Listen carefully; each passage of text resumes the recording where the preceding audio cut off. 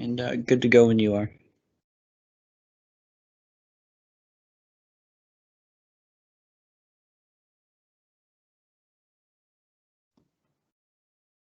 Mike, do I do this or do you?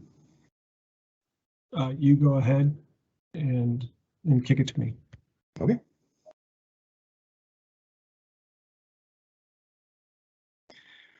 Well, good morning, everybody. It is just after 9 on today, the Friday, the 5th of November. I'm Dan Scripps. I'm chair of the Michigan Public Service Commission, and welcome to the day 2 of our technical conference on emergency preparedness, distribution reliability, and storm response. We are really excited to launch back into this. I thought the first day's discussion was just fantastic, and I felt like the discussion could have gone on much longer, which is always the danger with these. But really, I think set the table well in terms of grounding us in some of where we are and some of how communities and others experience outages with a firsthand look at that. In the meantime, yesterday I wanted to highlight that we issued a couple of orders, 4 of them, that connect us right back to the reliability theme and help to move us forward. First of all, we signed off on DTE's plans to reinvest $70 million of their profits back into their system in the form of additional tree trimming. This is over and above the amount that was approved in terms of their tree trim surge program. It helps us to move further forward faster. Say that 10 times. But really, I think it represents a significant commitment and investment that should bear fruit for their customers. We also set dates for hearings and invited comments on updates to our service quality rules, our billing rules, and our technical standards for electric service.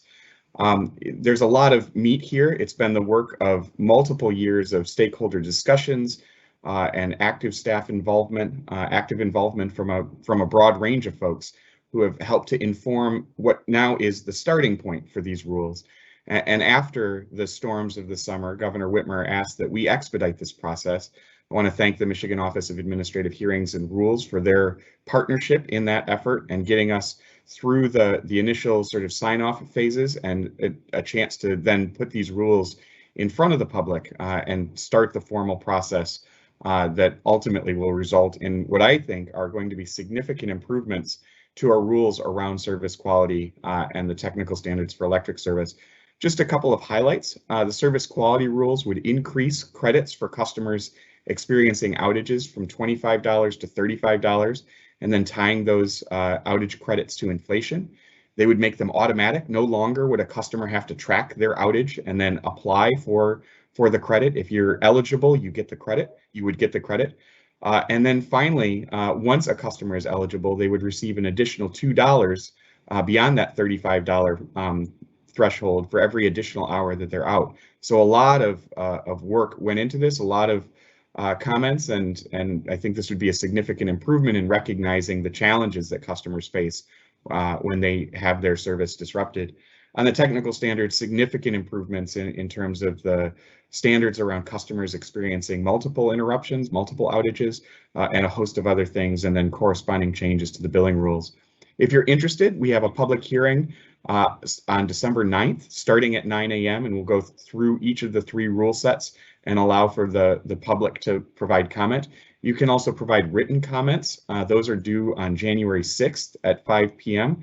There's a lot of information on our website, michigan.gov/MPSC, in terms of what we did yesterday and links to the docket numbers and additional information. Those docket numbers are U20629 for the service quality rules, U20630 for the technical standards, and U21150 for the billing rules. So it is 9:05, which is the limit of my time.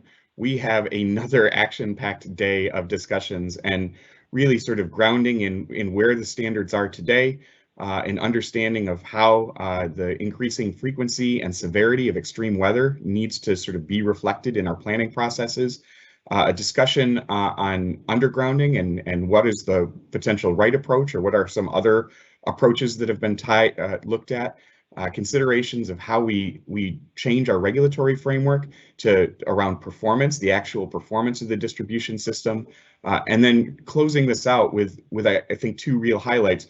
One is a case study from our neighbors across Lake Michigan, Wisconsin, in terms of what they've been doing, and a presentation from the Public Service Commission of Wisconsin. And then a final panel on how emerging technologies, particularly around the distribution system and the grid edge, can be used to improve reliability and the resilience of the system. So excited to dive right in, and I'm going to turn it back over to our Chief Operating Officer and Master of Ceremonies, Mike Byrne. But before I do that, can I encourage anybody who's not on mute to please mute their lines? We're getting some feedback noise, and I'm sure our tech folks are all over it. But Mike, I'll turn it over to you. Thank you, Chair Scripps, and welcome everyone to the second day of the technical conference. Before we jump into the program, I just want to remind folks that as we move through the agenda today, at the end of each of our sessions, there will be an ability for commissioners to ask questions of presenters. And if anyone has an interest in suggesting a question for the commissioners to consider, please type that into the Q&A feature on Microsoft Teams Live.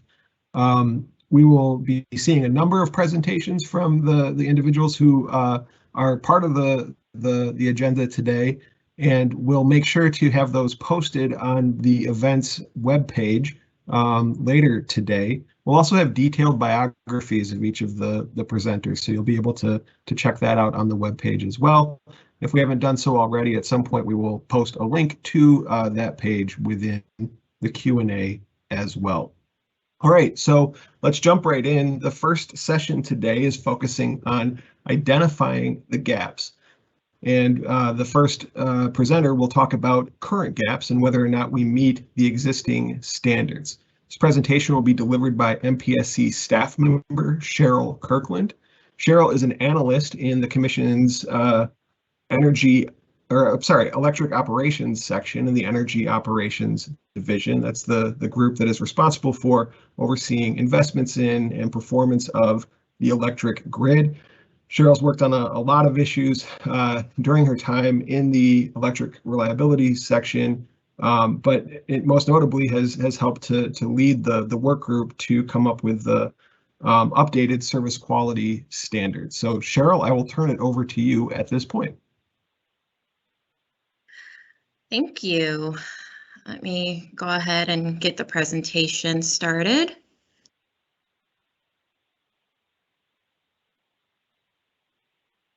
All right, can everybody see my screen?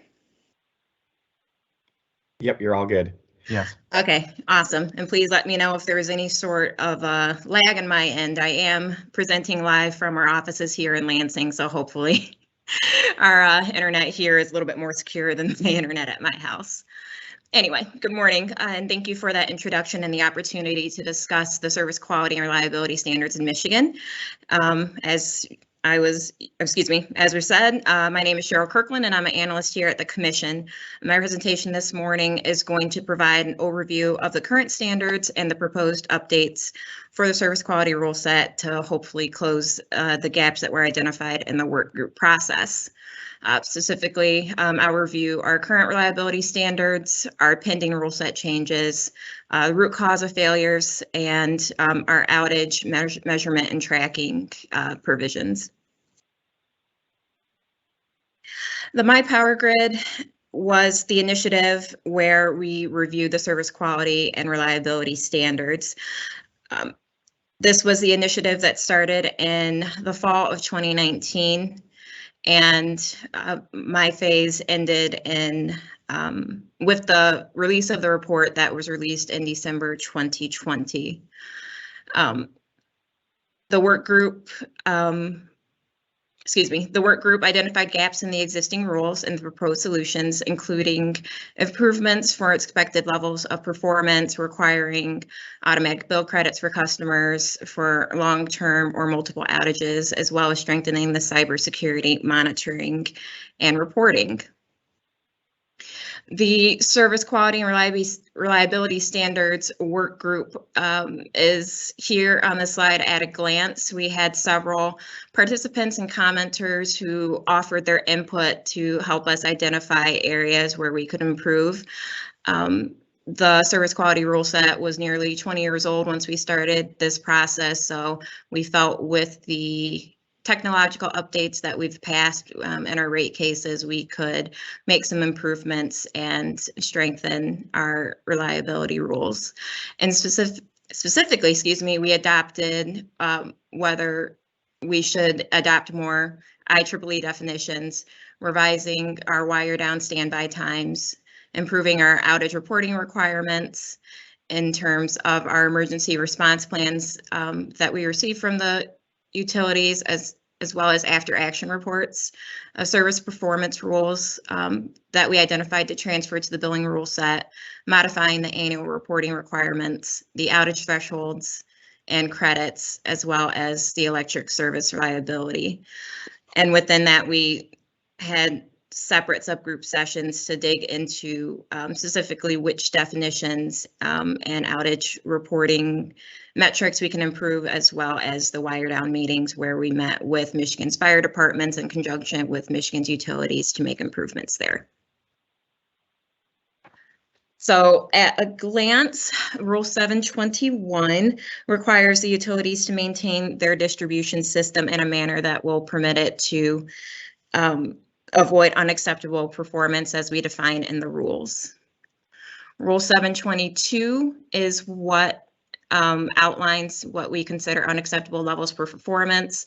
Under all conditions, it's 36 hours to not less than 90% of customers.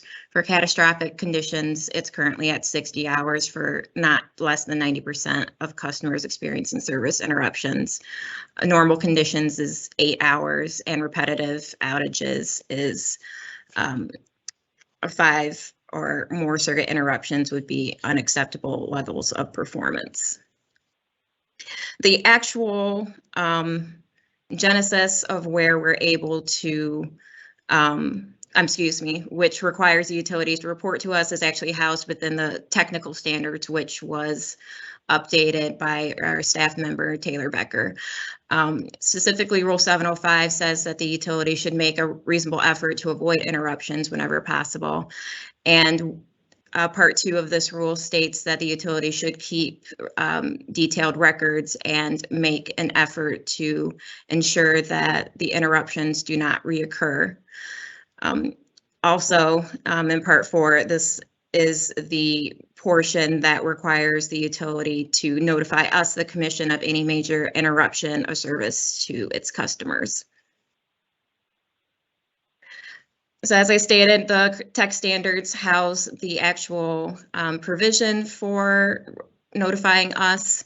However, catastrophic is defined in the service quality rule sets as 10% or more of a utility's customers that are out of power. Currently, we do receive some pre-event notifications from utilities to notify us that they expect inclement weather and where they expect it to hit. Once we receive the reports from the utility, we receive updates twice a day, and we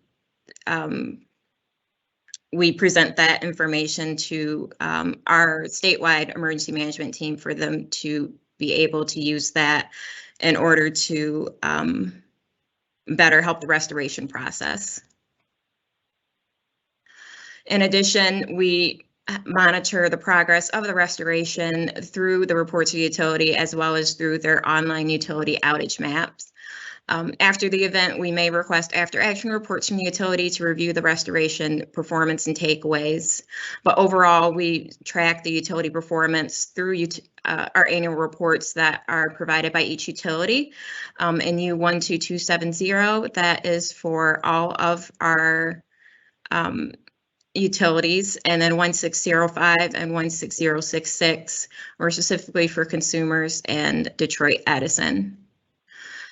Just to dig a little bit more into the actual annual reporting requirements and the type of information we request, as you can see here on the left, we request the times of their wire down relief, their meter reads, their new service installation, outage restoration, the outage credits paid, and the reliability metrics SAIDI, SAFE, and CAIDI, which outline the duration, the frequency, and the amount of customers that are affected by an outage. As you can see, the 3 items that are stricken are the complaint response, the average call answer time, and the call blockage factor. Those were identified to transfer to billing rules, since that houses more of the customer service type metrics, and we believe that was a better fit.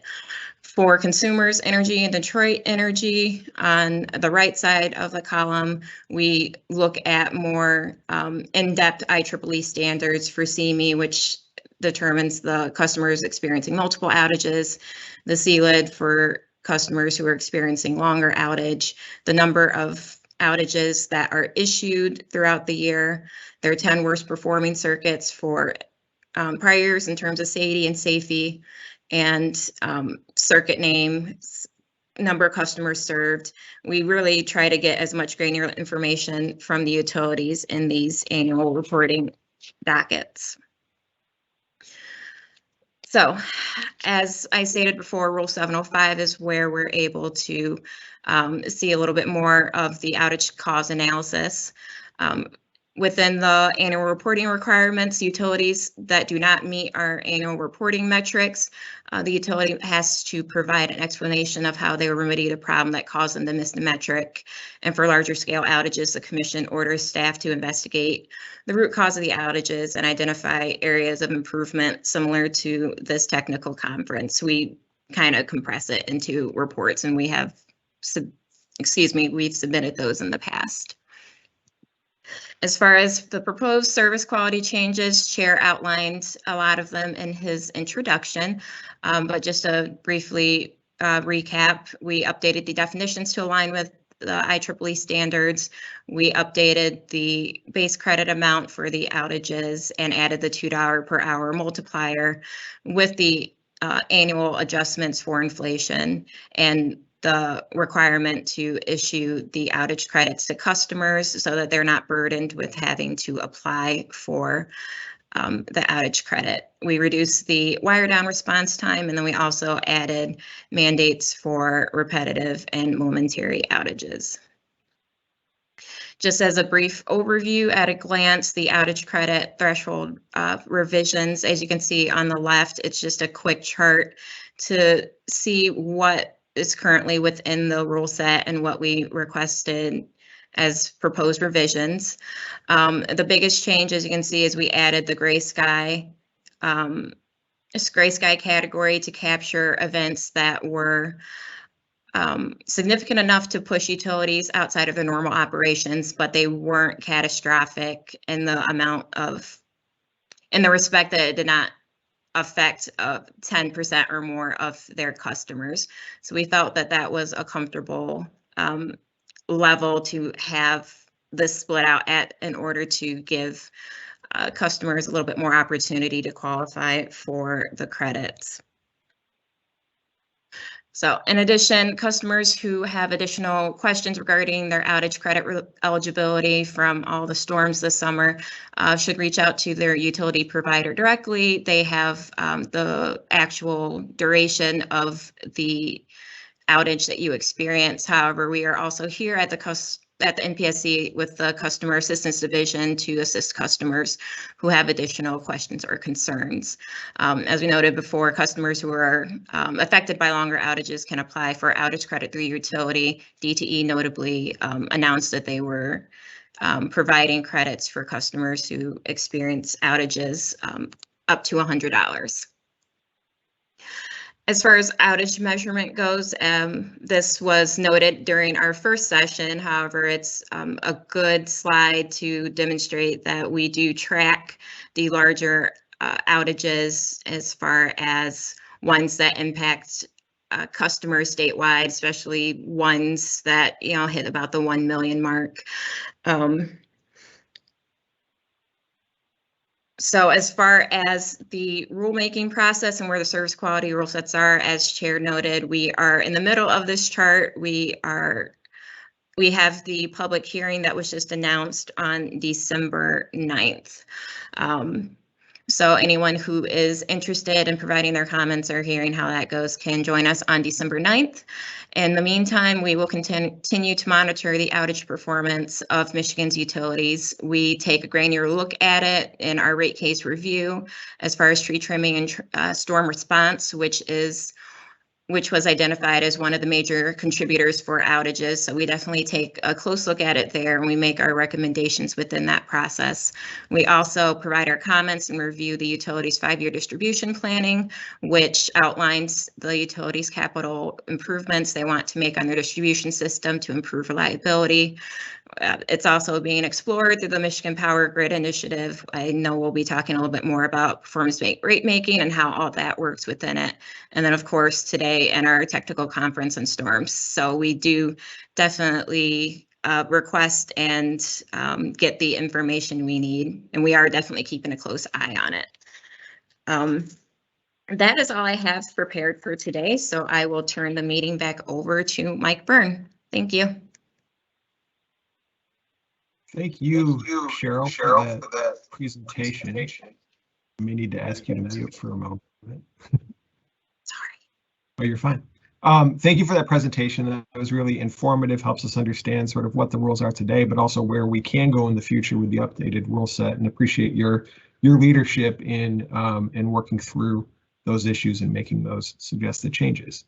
Next, we will move to a presentation on better planning the electric power system for a changing climate. We'll hear from Dr. Michael Craig, who is an assistant professor of energy systems at the University of Michigan School for Environment and Sustainability. He researches how to reduce global and local environmental impacts of energy systems while making those systems robust to future climate impacts. Michael was previously a research engineer at the National Renewable Energy Laboratory and received his PhD in engineering and public policy at Carnegie Mellon University. Dr. Craig, I'd like to turn it over to you. Excellent, thank you. Can you hear me okay? Fantastic. Yes. And I think somebody else is driving the slides, correct? Yes, I'm pulling them up now. I was just muting a chat really quick. Excellent.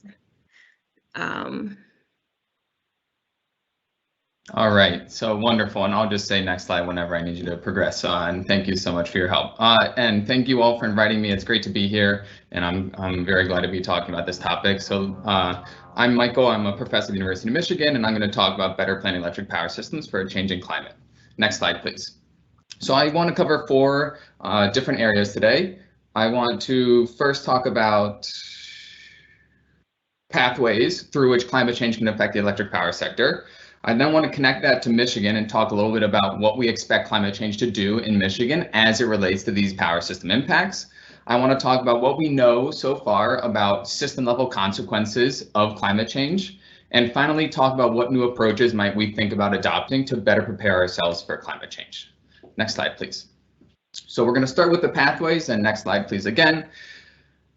So first of all, just to make sure we're all on the same page, I like to always start with this, which is to say climate change is not a future thing. It is something that is happening now. I know COP is in the news right now because there's an ongoing COP. This is an emissions gap report that the United Nations Environment Program releases every year, which is just updating how we are doing in terms of mitigating climate change. There's a lot of ranges here. There's a lot of numbers. The bottom line is you see these 3 bottom shaded areas, 1.5 degrees C range, 1.8 degrees C range, 2 degrees C range.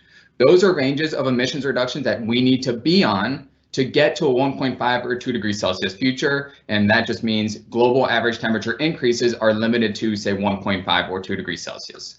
And that is not even true. There's overshoot, there's undershoot in these different scenarios. But people talk about 1.5 and 2 degrees Celsius as like the best case scenarios that we can hope for at this point, really, and what we're really striving for. You see all those shaded regions above those 3 lines, those are how we are doing right now. And those are telling you, okay, we have these international pledges that have been, nations say they will meet. We are not on path to meet a 2 degrees Celsius target. So 2 degrees has a lot of climate change built into it. We are not on target there. And so that is why we care so much right now about planning, because climate change is here already and it is only going to get worse in the near term. Next slide, please. So what are the ways in which climate change might affect the electric power system? We have a bunch of different pathways, really, and these all are coming from meteorological and hydrological changes. So we can start on the left with climate change. And then I've linked climate change to different parts of the meteorology and hydrology. Precipitation might change, air temperatures will increase, extreme storms might intensify, and then we might have changes in wind and solar resources. If you have changes in precipitation and air temperatures, you are going to have hydrological changes either through increasing river temperatures and possibly through decreasing river levels. And then finally, each of these impacts will affect different parts of the electric power sector in different ways. So we can think of thermal power plants. Many of them rely on once-through cooling. They're also vulnerable to high temperatures in terms of forced outage rates. So thermal power plants are vulnerable to hydrological changes and to increasing air temperatures. Hydropower plants, of course, are going to be affected if you have shifts in hydrology. Electricity demand will increase with increasing air temperatures because people want to run their air conditioning more. Your transmission and distribution systems might be impacted by intensifying extreme storms. You might have more lines going down. And also as air temperatures increase, your capacity of your transmission system will decrease. So you have less ability to move power long distances. Solar farms, wind farms are also at risk here. And finally, system imports might be affected in that it is not just Michigan that will be suffering these things. Our neighbors who might be providing us power might also be suffering. And so climate change has a lot of different pathways that can affect different parts of the power sector. I have a bunch of supplemental slides in this talk that you can go to after that have specific slides on each of these impact categories. And so if you want to learn more about either of those, please go there or reach out. And we have a review paper. We have a handbook that we've prepared for another workshop that provide much more details on these. Next slide, please. So those are in brief the different pathways. And really, again, the important point here is every single part of the power system has some vulnerability to climate change, some greater than others. Now we can go to the next slide and talk about how is climate change going to affect Michigan? Are these different pathways all important for Michigan, or are some of them, not a big deal for us? So one pathway is going to be increasing air temperatures. Increasing air temperatures will affect solar panels. It will affect your transmission system. It will affect your electricity demand. It will affect your thermal power plants. And one thing we know for sure is that climate change is going to increase average and extreme air temperatures. All the plots that I'm going to show you for climate change impacts are pulled from the National Climate Assessment. We've got average annual temperatures on the left-hand side. We've got days above 100 degrees Fahrenheit, unfortunately only for Chicago available in the top right. And then we have a 5-day maximum temperature in the bottom right. And you're going to see these RCP language. RCP is a representative concentration pathway. 4.5 is something a little bit worse than a 2 degrees Celsius world. RCP 8.5 is like an extreme worst case that some people argue is not even possible. And it's really on the upper edge of how badly things could go.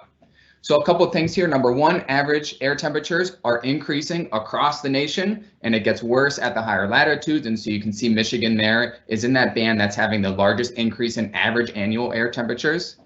You have the days above 100 degrees Fahrenheit. Those are going to increase, and you see a very large increase through the end of the century. But even where we are now compared to the historic, right? Where we are now is 2016 through 2045, that 30-year window. You see a pretty large increase, and the confidence interval on there is going up to say 8-9 days. And so you're already seeing a very large increase in those 100-degree days. And by mid-century, that could be a lot worse.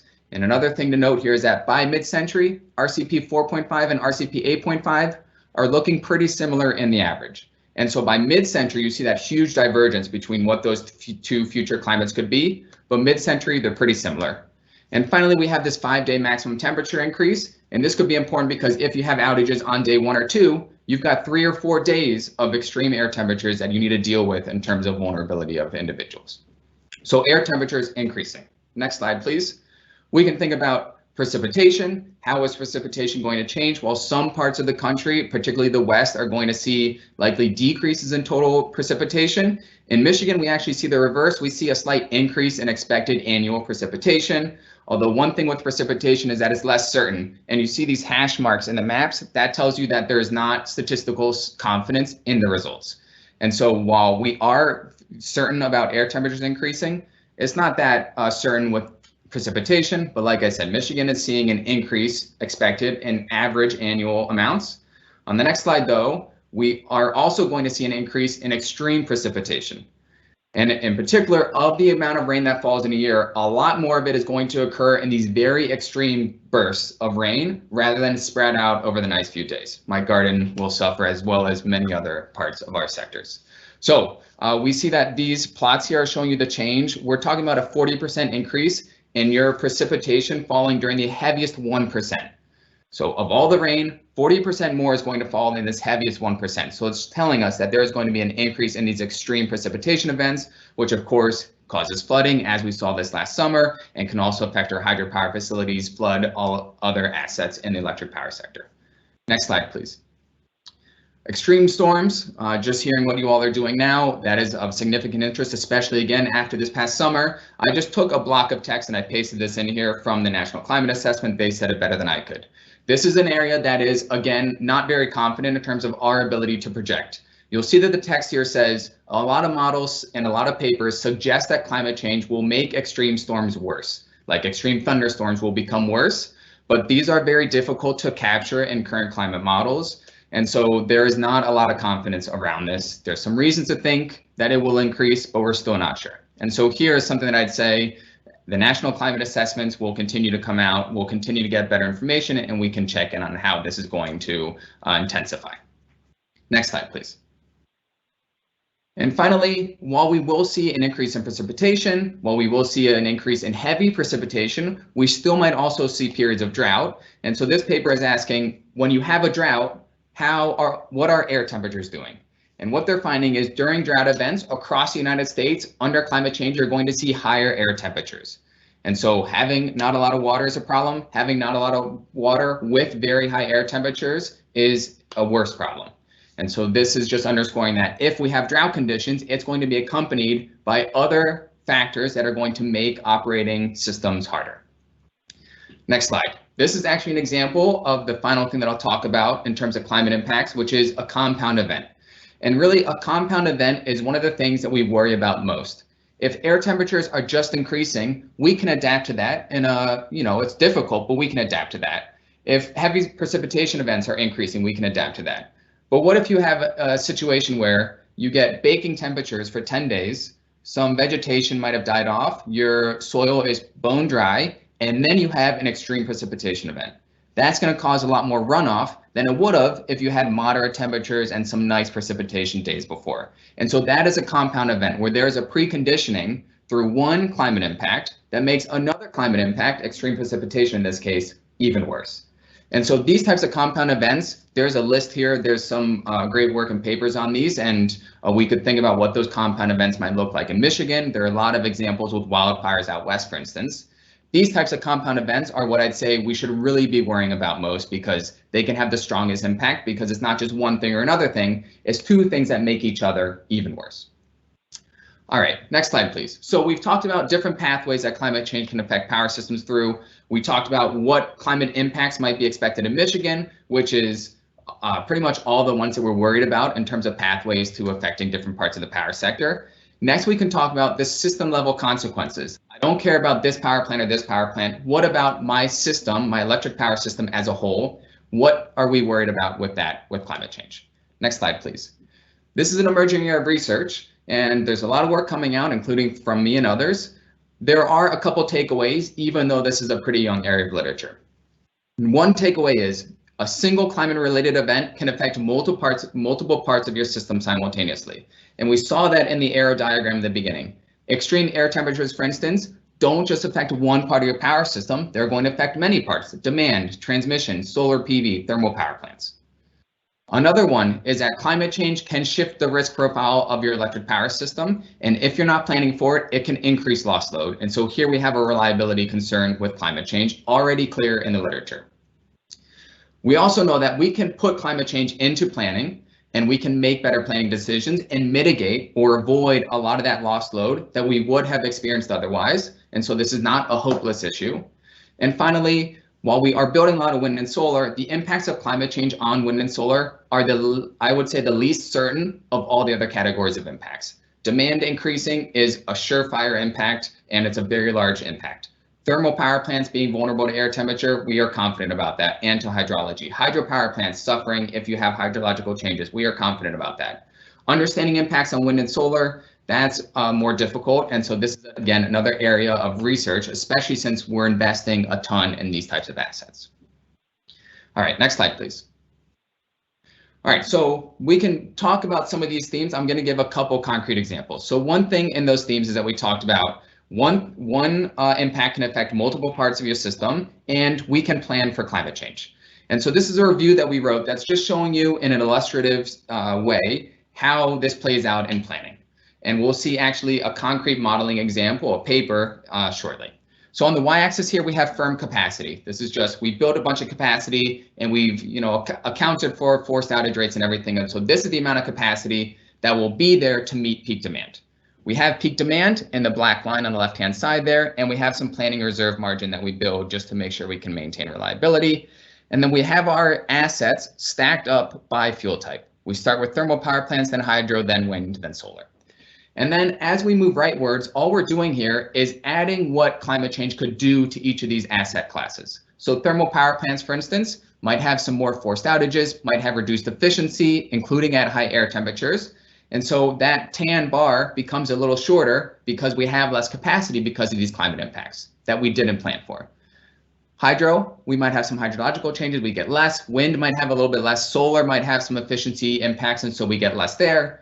And finally, we might see a huge increase in our demand because of these increasing air temperatures.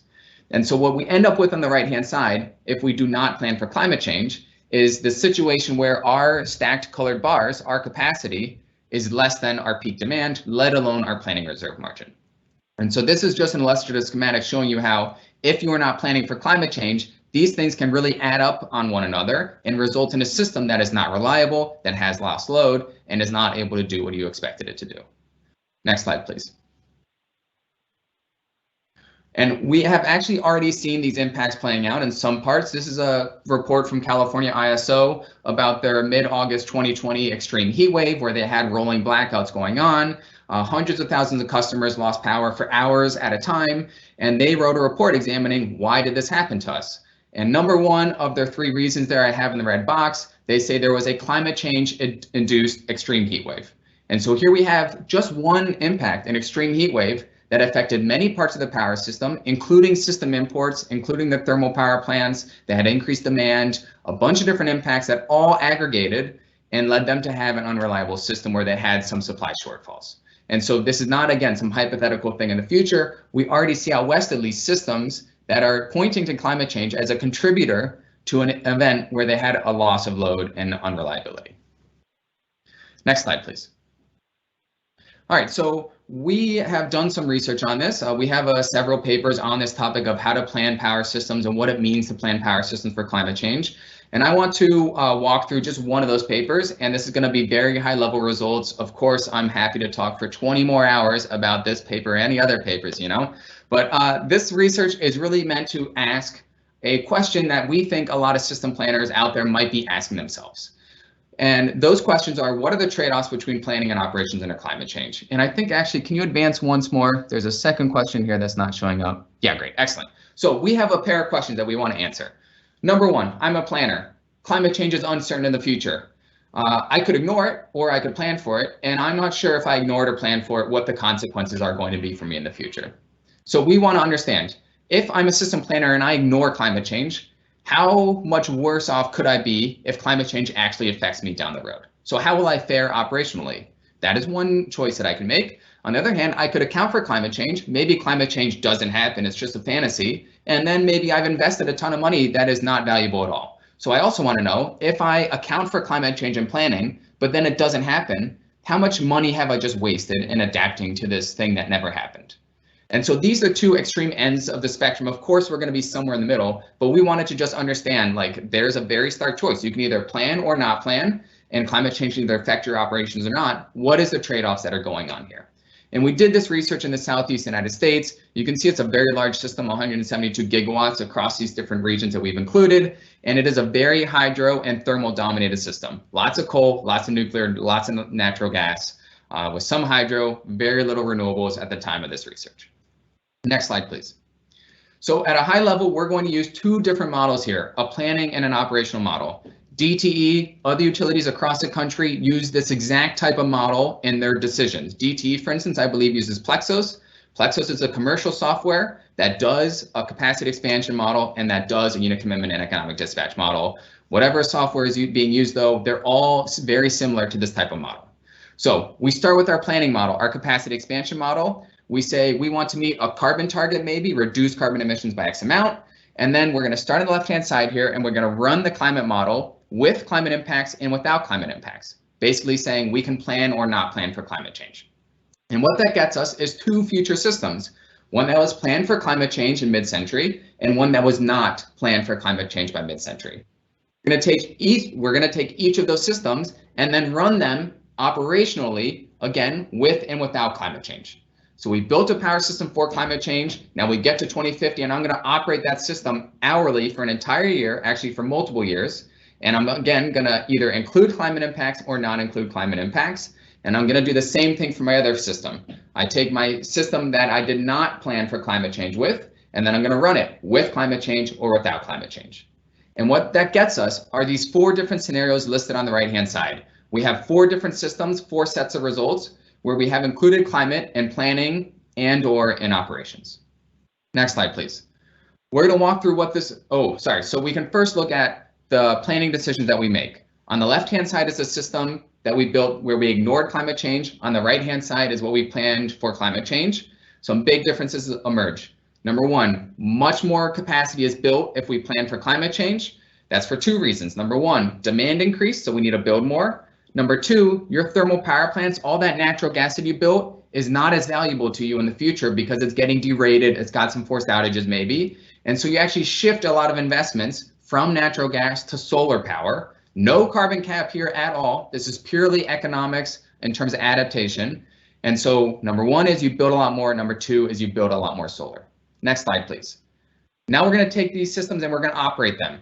And so we're going to walk through this panel by panel. We've got 4 seasons, fall, winter, spring, summer. We've got generation on the y-axis, and we've grouped our generation by fuel type. So we've got nuclear, coal, etc. I'm going to point out the green here. The green is loss of load. So we want to look out for any green showing up in our plots because that is where you are dropping customers. All right, so the first panel that we're looking at, no climate change anywhere. We did not plan for climate change. Climate change did not impact our operations. Everything's fine. No loss of load. Next slide, please. We look at, okay, what if I plan for climate change and then climate change happens? Do I get loss of load now? The answer is no. Again, we see no green here, no loss of load when we plan for climate change and climate change affects our system. Next slide, please. And we can do this for the other 2 systems that we have. And the only place we see green appearing is in the far right column here, where we ignored climate change in our planning and then climate change affected our operations. And so here we see loss of load, especially in the summer, where again, you are having derating at your thermal assets and you're having an increase in demand. And so we've already demonstrated here that if you plan for climate change, you'll be fine whether climate change happens or not, or you can be if you do it well. But if you ignore climate change and it happens, you're at serious risk of loss of load. Next slide, please. What does this mean for costs? Well, we can show the normalized cost of energy. You can think of this as basically costs being passed on to ratepayers. What are they paying for in terms of electricity? And on the right-hand side, we've got the same panels. On the right-hand side, we've got this red box, and that red box is highlighting this huge cost from lost load. Remember, we shed load in the scenario. That incurs a lot of societal costs, and so we see a huge increase in our system costs only in this scenario. In the other 3 scenarios, even when we plan for climate change, costs are not significantly increasing. Like the left-hand side is the historic world, you could say. Climate change didn't exist. And you can see our total cost there is roughly $37 per megawatt hour. And when we plan for climate change, whether climate change occurs or does not occur, our costs are $38 per megawatt hour, a very small change in the cost that we're seeing in these systems. And so this is showing us an asymmetry in the risk and the cost profile that we have in our system when we plan versus not plan for climate change. Next slide, please.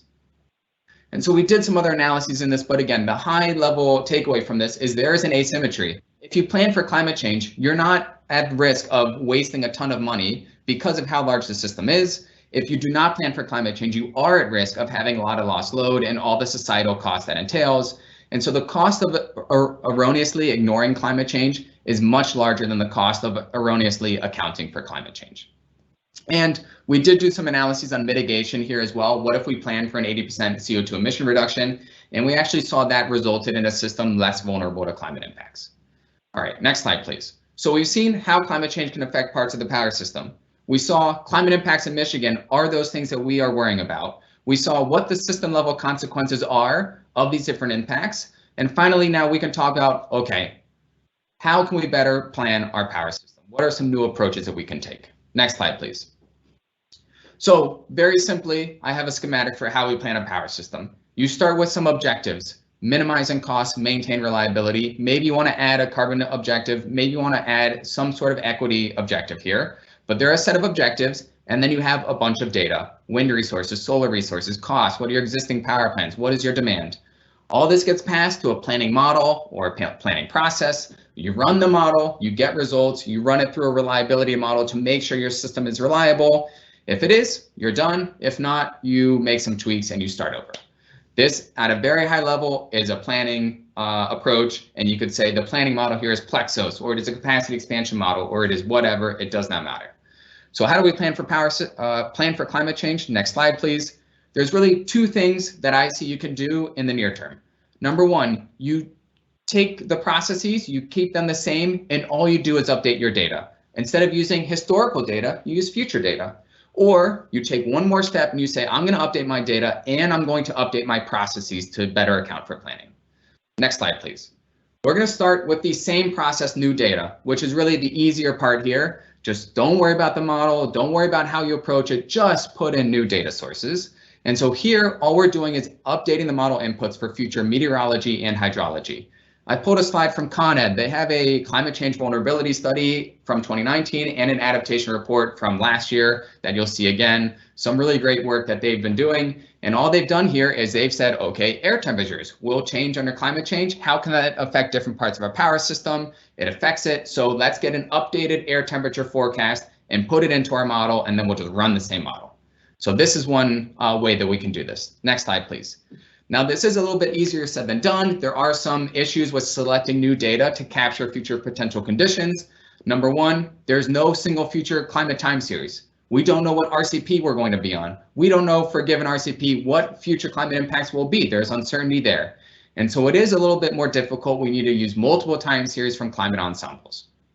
Also, there's a lot of interannual variability. To separate the climate signal from that, we want to use long time periods. So instead of using 1 year of data, we might use 30 years of data. Publicly available climate data is out there. It's not in a great format. It's not directly interchangeable with what we are used to in the power system world. And so there's some finesse and some skill required to do that. And you have to really understand the climate data that's out there or work with a climatologist who can do that for you. And finally, one of the issues here is that the resolution of the climate data is not great. There are ways to get that at better resolution, say from daily to hourly resolution. This is all about downscaling, and downscaling has significant trade-offs that we can talk about later. All right, next slide, please. So that was the same process, new data. What about new processes, new data? Next slide, please. So number one, again, coming back to this Con Ed report, is to assess the vulnerability of existing and new assets to climate change. You can plan for climate change. You can, well, first you think about what assets are and are not vulnerable. And if those that are vulnerable, you can plan for it. Maybe you can design and construct your new assets differently. Maybe you can operate your assets differently. Maybe you can upgrade some existing assets. And as you're doing all this, you should also be monitoring how your assets are doing. So Con Ed, I think, is a very nice illustration of it is not one solution fits all. You look at different assets differently, and you kind of almost do a triage approach where you deal with the worst assets first and you get to the rest of the assets later, or maybe not because they'll have retired if they're existing assets. Next slide, please. Here's, and so they have gone through different key areas and talked about what the process updates they made were. Next slide, please.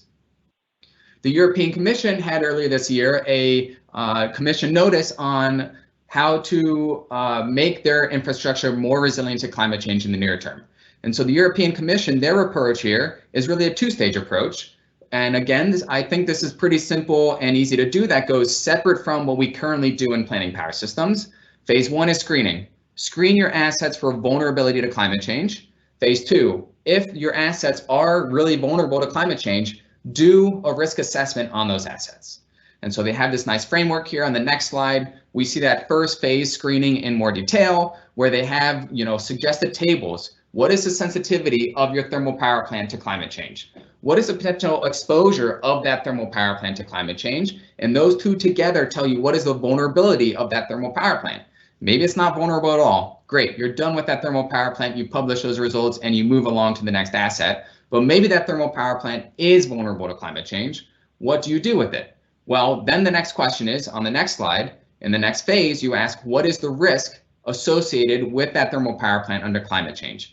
And here, this is a product of what is the likelihood of climate change impacting that thermal power plant? What is the magnitude of the impact? And those two together will tell you the risk that is faced at that thermal power plant. And so this risk assessment, people like Seth Geikema here at the University of Michigan, this is their bread and butter, risk analysis. There's whole journals devoted to it. And so again, what the European Commission is asking is, don't worry about your Plexos model, don't worry about your power system model. Before you even get to that, think just in a simple screening mechanism where all you need is data and a simple model. Think about which assets are and are not vulnerable. And for those that are vulnerable, do a risk assessment so you have an understanding for how risky you are. Now, one place where this falls short is we don't just care about risk assessment for individual assets. We care about risk assessments for the bulk power system. And so we do still want to do that total system analysis, and that is where we require these updated power system models. Next slide, please. One other new process, new data we can think about is, again, separate from everything we do already, maybe just rethink how we value adaptation investments. This is from a very nice paper recently. The y-axis here is percent. They're looking at different cities, Atlanta, Detroit, and Phoenix, and they're looking at historical conditions on the left-hand side and future conditions on the right-hand side to understand how vulnerable people will be in Detroit during a heat wave if they don't have power. And you can see there's a significant shift in that distribution towards the extreme caution bundle. And so in Detroit, for instance, what they're saying is by mid-century, if you have a heat wave and you have an outage, you are really in danger of having some health impacts. And so are we accounting for this appropriately in our adaptation? Even if we think we're reliable, what if we're not? What is the potential exposure that we are putting our citizens to?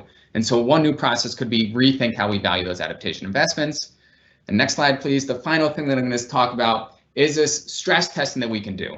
And so this is, I think, the far extreme end of the process update, the most difficult to implement. And here we're talking about using a technique called robust decision making.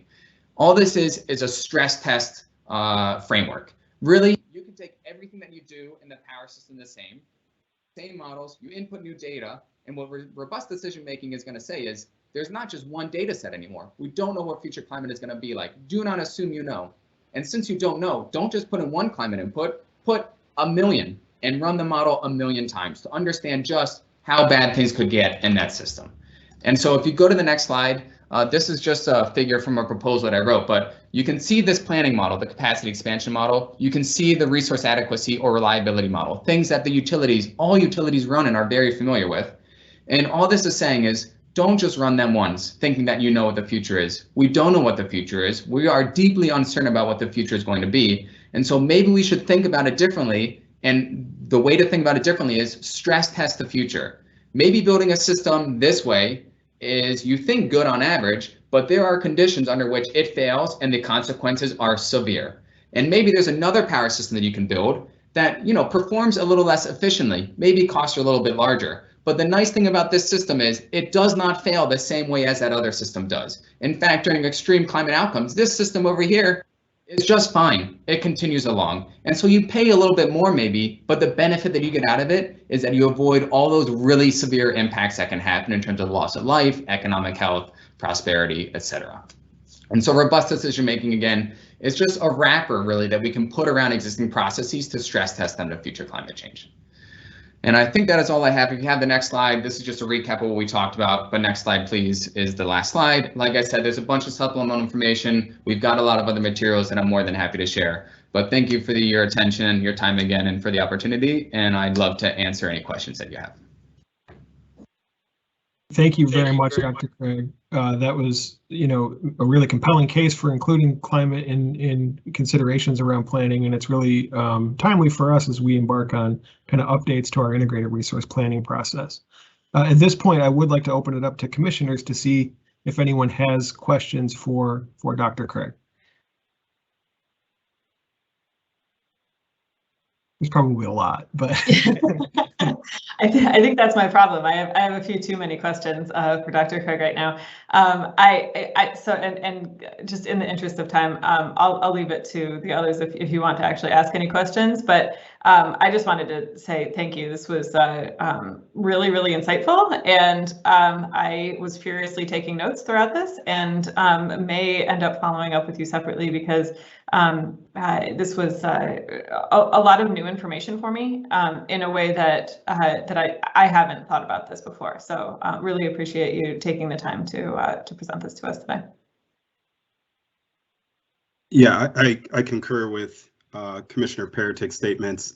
Your ability to compress this within 30 minutes as well should be applauded. I know you need a drink of water after running through that. You mentioned about kind of the lack of resolution in regards to climate data and how we can get that to become more granular. And you kind of left us a little hanging and wanting more there. So anything you can comment about that, because I do see that as being a potential concern or issue. Yeah, great. So yeah, it is an issue in research as well as in practice. If I want to work with a climate data set, what do? I might go to something called CMIP, which is a coupled model intercomparison project. It's like the gold standard where climate scientists run their climate models, compare outputs. CMIP has resolution of often daily resolution. In the power system, we're used to running models with hourly resolution, and frankly, hourly is becoming increasingly inadequate, and people want to go to sub-hourly. Hourly temperature, hourly demand, hourly wind resources, hourly solar resources. And we also want that information at the point where our power plants are, or at the point where we're thinking about building power plants. In a climate model, Michigan, like in a current data set for historic data, you've got lat-long coordinates. Michigan, you might have like 1,000 different places to choose from. Under a climate model, Michigan might be like 5 grid cells, very small number of spatial resolution. And so both of those are challenges. So how do we do that? I mean, this is honestly a struggle that has not been resolved. And I'm working in other avenues on talking to climate scientists, for instance, to tell them, look, we need this information so badly, and there's a disconnect here. We're not getting it from you. And that's partly our fault because we haven't communicated to you well. But the basic way to do it is through downscaling. And there are statistical means and dynamical means. Dynamical meaning you run a giant model that is a weather model. Like one name is the Weather Research and Forecasting Model, or WRF. And WRF is, here's clouds, here's the sun, here's convection and whatever, all these heat transfers. And it's like showing you where clouds are. And that gives you what solar radiance is. That gives you what wind speed is. That obviously is very difficult. I don't actually know if anybody at the University of Michigan runs WRF. A bunch of national labs do, a bunch of researchers do, but it's not something that you can just pick up. There's then the statistical, which is just a simple statistics model. Maybe something as simple as a linear regression, or just, you're scaling points from a daily down to hourly profile. And statistical is easier. That means that it's a bit less inaccurate. And a lot of these methods have not been designed for power system applications. Like the thing I worry about most is what is demand, what is air temperature, wind, and solar doing at the same time? Because those are 3 extremely important meteorological variables.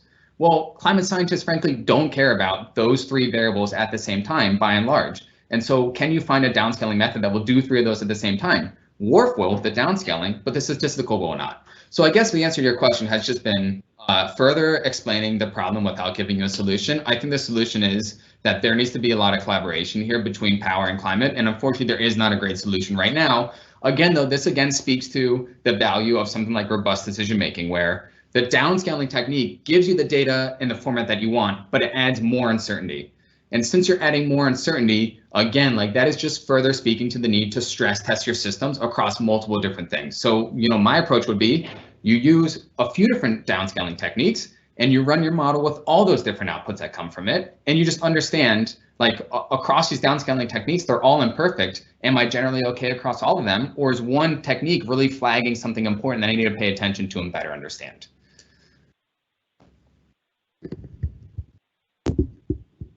I'll only add, just in the interest of time, this was fantastic. I'm going to be thinking about a lot of these points, and like Catherine will likely follow up with additional questions on but it's really sort of the ability, as Tremaine said, to put it in a package and take, 100 academic papers, translate them to people who don't speak that language, and do it in a half an hour. Well done. Great, thank you. No, my pleasure. All right. Well, thank you once again. It was really, really informative. We will take a few-minute break right now. I think we were planning on 5 minutes, so let's come back at 10:05, and we'll see you all then. Thanks.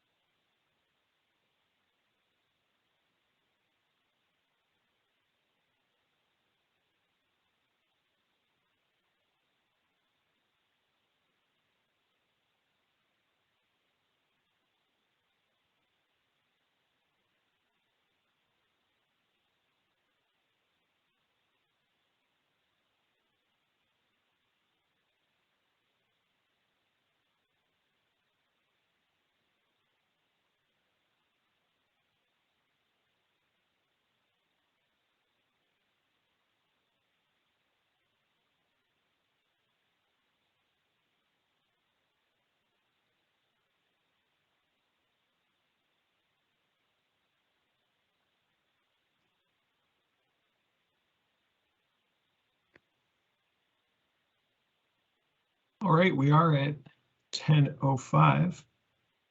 Let's go ahead and jump back in. Once again, I want to remind participants in the conference today that if you have questions you would like to suggest for the commissioners to ask, please type those into the Q&A. We'll also have detailed bios and presentations available on our website later today. Let's move into session 2, which will be focused on exploring regulatory solutions. The first presentation is going to be on performance-based regulation for reliability and resilience, and it's coming to us from Elaine Prowse, who is a senior associate with the Regulatory Assistance Project. Ms. Prowse provides research and analysis to inform regulatory approaches to distributed energy resources and long-term utility planning. Prior to joining RAP, she has had a variety of energy analysis, planning, and policy roles with Pacificorp, and prior to that with the Public Utilities Commission of Oregon. She has a bachelor's in mechanical engineering from Lehigh University and a master's in environmental management from Portland State University. Really looking forward to your presentation today, Elaine. I'll turn it over to you. All right, great, thank you. Can you hear me all right? I can. Okay, great. Yeah, so good morning, everyone. I'm Elaine Prowse with Regulatory Assistance Project, or RAP. Thank you for this invitation to join you this morning and talk through how performance-based regulation might apply for your reliability and resilience goals. On the next slide is just a little bit about RAP. We're an independent, nonpartisan, non-governmental organization, been around for about 27 years now. A little more information there. But on the next slide, can jump right into an overview. So what I'd like to cover today. I'd like to start with some background on performance-based regulation. And I'm not going to dwell here too much on the basics. I do realize many of you have a lot of background in PBR. You've had prior discussions, and even in utility distribution system plans, you've seen some suggestions for how PBR might be incorporated into your future actions. So won't spend too much time there, but then I'll tailor the discussion more to reliability, resilience goals, metrics, and then I'll highlight some examples that we've seen in other states. So the basics of PBR. And on the next slide, I'm going to start with this phrase, might be pretty familiar to most of you, that all regulation is incentive regulation. So really the trick is to just understanding what the incentives are and the motivations that are created. So if we look at our traditional cost of service regulation, it's a typical, considered this baseline or the standard approach, but it's focused on inputs. We look at how much it costs to serve, set prices, but not revenues. So two widely recognized incentives are inherent in this cost of service regulation, and those are the throughput incentive and the capital bias. I have more slides in the appendix that go into more detail here, but essentially through a rate case, once prices are set, between those rate cases, the utility does have an incentive to increase sales or to reduce the cost of serving. And because the utility can earn a return on capital investments, there's a motivation to invest in new capital resources. So the capital bias. But then on the next slide, we compare this traditional regulation to performance-based. What does that mean? So performance-based regulation just provides a regulatory framework that's connecting our goals, targets, and measures to utility financial performance compensation. So we're turning the focus from measuring inputs to measuring outcomes. Instead of asking, did we get what we paid for? We're asking, are we paying for what we want?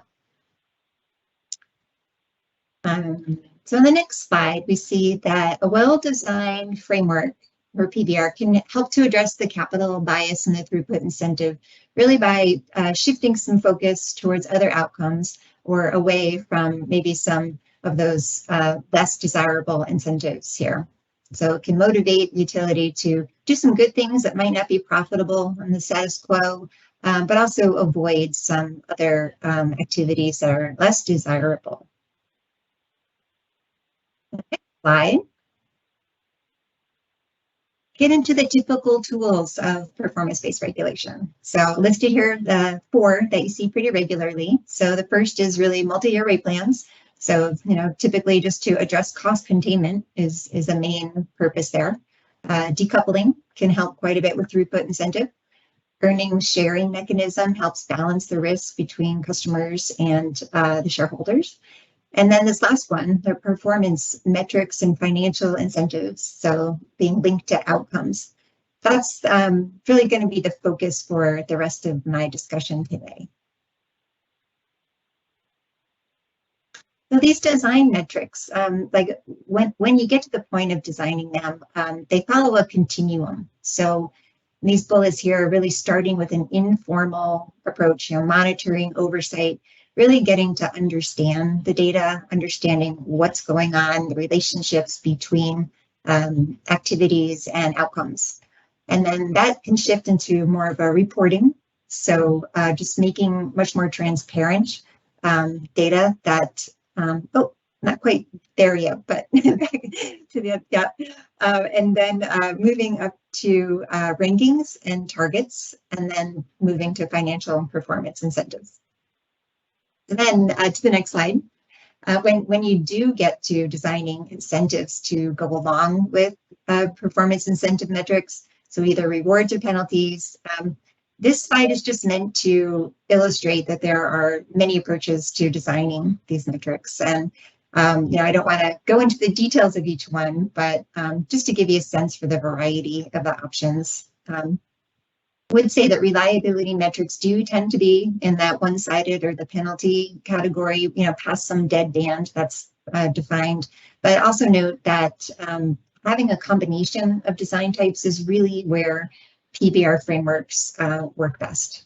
So, it all comes down to motivation, but without overcompensating. So a lot of thought needs to go into the design. And then the next slide is just to kind of give that overview of the design and show that it's an evolving process too. So, really starting off with clear articulation of goals, what we're trying to address, and then that sort of filters down to each of the other steps, but recognizing that through evaluation, you can adjust over time as makes sense, and you learn more. And a couple more tips on the side there, just about other design things to look out for. So tracking outputs, not outcomes, tracking outputs but not inputs. Avoiding an overlap of reward or penalty. Clear, measurable, meaningful metrics. So metrics that aren't, easily sort of combated or sort of fuzzy, but everything very clear. Need to be evaluated regularly. Focusing on the outcomes that are within utility control, and also having data that is accessible. So that's just kind of an overview of PBR and really focusing on the metrics part. But next wanted to get into really that first step of really defining the outcome. So what is the goal for reliability and resilience? And on the next slide, this, it's not intended to capture all of the observations or outcomes from your prior workshop, but there was a tremendous amount of information was presented there. It was really great. So you had staff, utilities, other experts presenting quite a bit of data, and this is really just scratching the surface of kind of thinking through what the problem that you're trying to address. So storm severity, increasing, and we heard just a lot about that from prior presentation, was fantastic. But also that aging infrastructure across the state, and not just Michigan. This is very common that infrastructure is aging, and so we're all sort of trying to deal with that at the same time here. But also, realizing that there's a lot of current reporting going on. There's a lot of data out there, and really pulling that together and making the story heard and learning from that is a key part. But with PBR, we really need to be controlling for what the utility should already be doing. So it's trying to sort through, what is this reasonable expectation versus what do we need to incentivize to really motivate new action. So the next two slides, just revisiting some definitions here. So with reliability, we think about the system ability to minimize service interruptions. And there are standard industry metrics that have come up quite a bit already, allow for benchmarking in regions, but also a lot of history. So to create utility-specific baselines you can measure against. We can also look system-wide. You can look at the average, or you can look at a locational focus to really get a sense for how reliability is tracking across the system. And then resilience. Similar, but the ability to continue operations during events and the ability to adapt and get back online quickly. So that's really the essence of kind of the difference here. And then on the next slide, so how do we measure how well a utility system is doing in either of these? And so on this slide, it's attempting to really show, first we need to think about which perspective are we measuring from? And what are those impacts or concerns from each of those perspectives? And that's going to drive what data we collect and what outcomes that we're looking to measure. So let's see, on the customer side here, from their view, ability to operate and maintain essential functions when the grid goes down. But we can also look a little bit deeper there, and you can separate through residential customers and look at different, for disadvantaged communities, are they seeing different impacts? Is there a disparity in, what they are realizing through these outages? And then you can split apart even commercial and industrial facilities. Are there some key businesses or hospitals and industries that you'd want to keep online, and are they more important to make sure that they are up and running? In the grid recovery focus, there are different types of events. So what are we recovering from? Is it a cyber attack, a storm, a physical resource attack? And then the ability to withstand events. You want to know how reliable the system is during major events, not just the blue sky conditions too. So each of these categories requiring, collection and really understanding of very different data. And the next slide. So how do we take that data and sort of turn it into some performance criteria or metrics? Customer resilience, couple things, different ways to think about this. You could measure efforts in addressing disparity in outages. So really getting a sense for more the local level of impacts. Could measure efforts to weatherize buildings. So can we make it easier to, or more comfortable for customers to sort of weather the storm, ride through by having less variability in temperature swings. Also the efforts to promote or install some backup on customer and critical facilities. If you're improving system stability, the focus, things you can do there, reducing the peak load or increasing flexible resources, improving system awareness and black start capability. And I think session 3, we're going to go into much more detail about distribution system and modernization that may help with more of the system stability aspects here. But then last category, reducing outages. So, looking to use some standard metrics with and without events, and then looking across the spectrum of customer levels. So distribution and even up to the transmission level too. So lots of ways to look at reliability and resilience and measure these improvements. And the next slide, some considerations here. So setting reliability goals, criteria, metrics, just acknowledging it can be difficult. Where theoretically, we're asking how much reliability are customers willing to pay for. Practically speaking, that's really hard to answer. So, really taking the time to track and understand the costs of improvements, so either capital or maintenance, operational improvements, and how that translates into performance on the system. The dollars per improvement, really getting a good understanding for that. But then thinking about if there are other sort of complementary goals that you might want to address along the way. So equity, distributed energy resources, keeping those in mind. So then the next section is to show a couple of examples that are out there. And I'm going to start off with Hawaii, which, first caveat here, but that they just went through a very comprehensive process for performance-based regulation, ended up with some new tools and metrics, but they did have some existing reliability metrics that they're just going to continue along with in their frameworks. And those two are SAIDI and SAFE. So they do use a 10-year historical performance that they're measuring performance against. They do assign a financial penalty past a dead band of performance. But they've also added some new resilience metrics, and just reporting for now.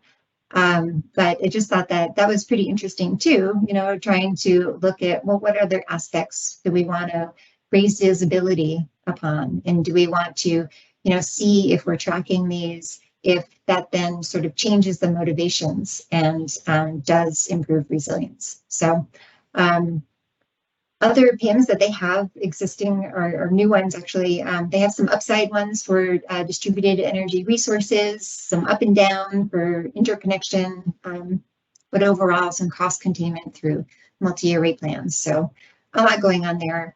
I think that the other piece, this last one, is the shared savings mechanism for grid investments. That one is pretty interesting, also related to session 3 later today. But it's if the utility is able to implement those improvements more efficiently or at a lower cost than they thought, then they can share some of those benefits with customers too.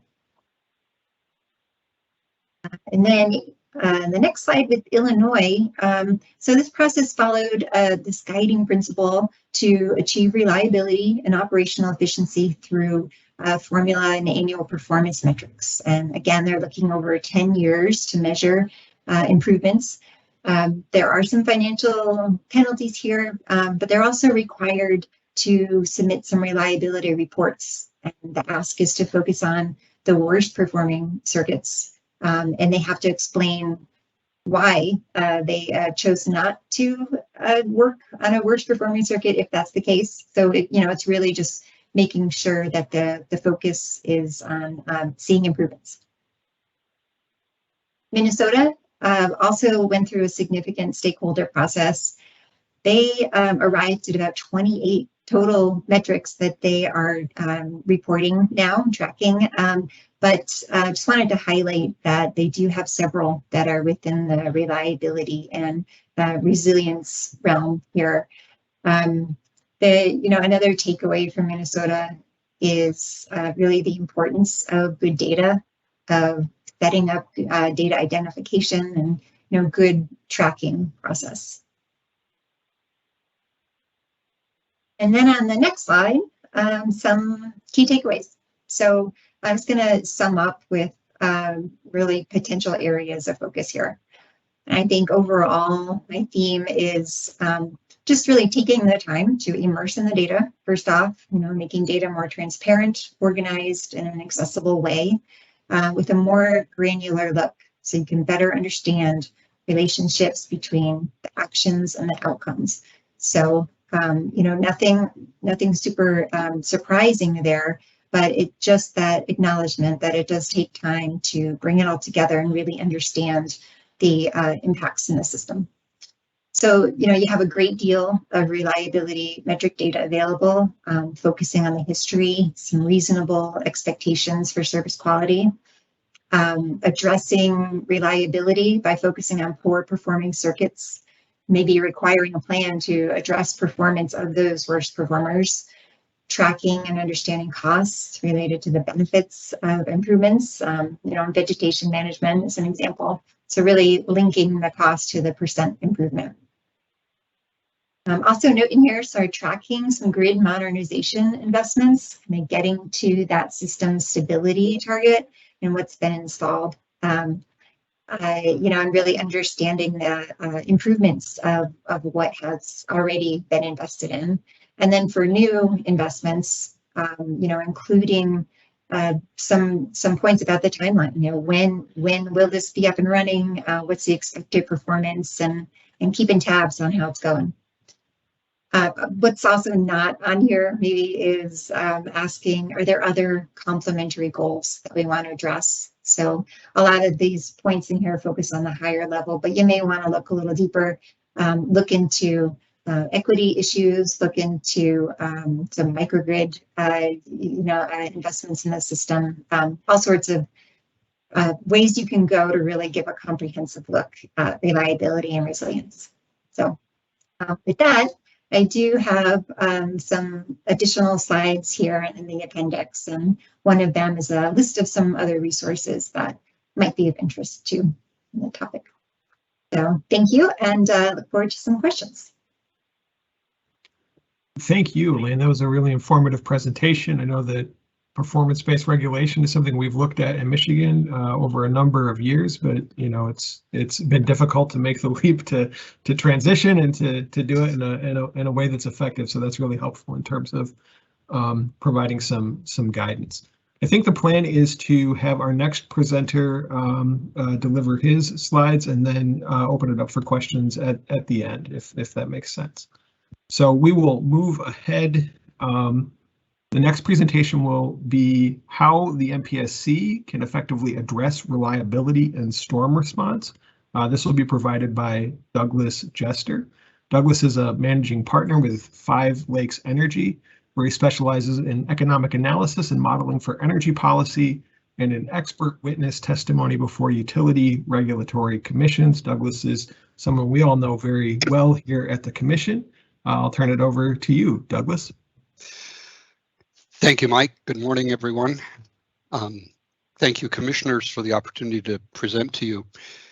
Before I proceed through the slides, I want to note that there is more information on these slides than I will verbalize, and I do encourage you to spend a little time with the slides in follow-up if you are interested.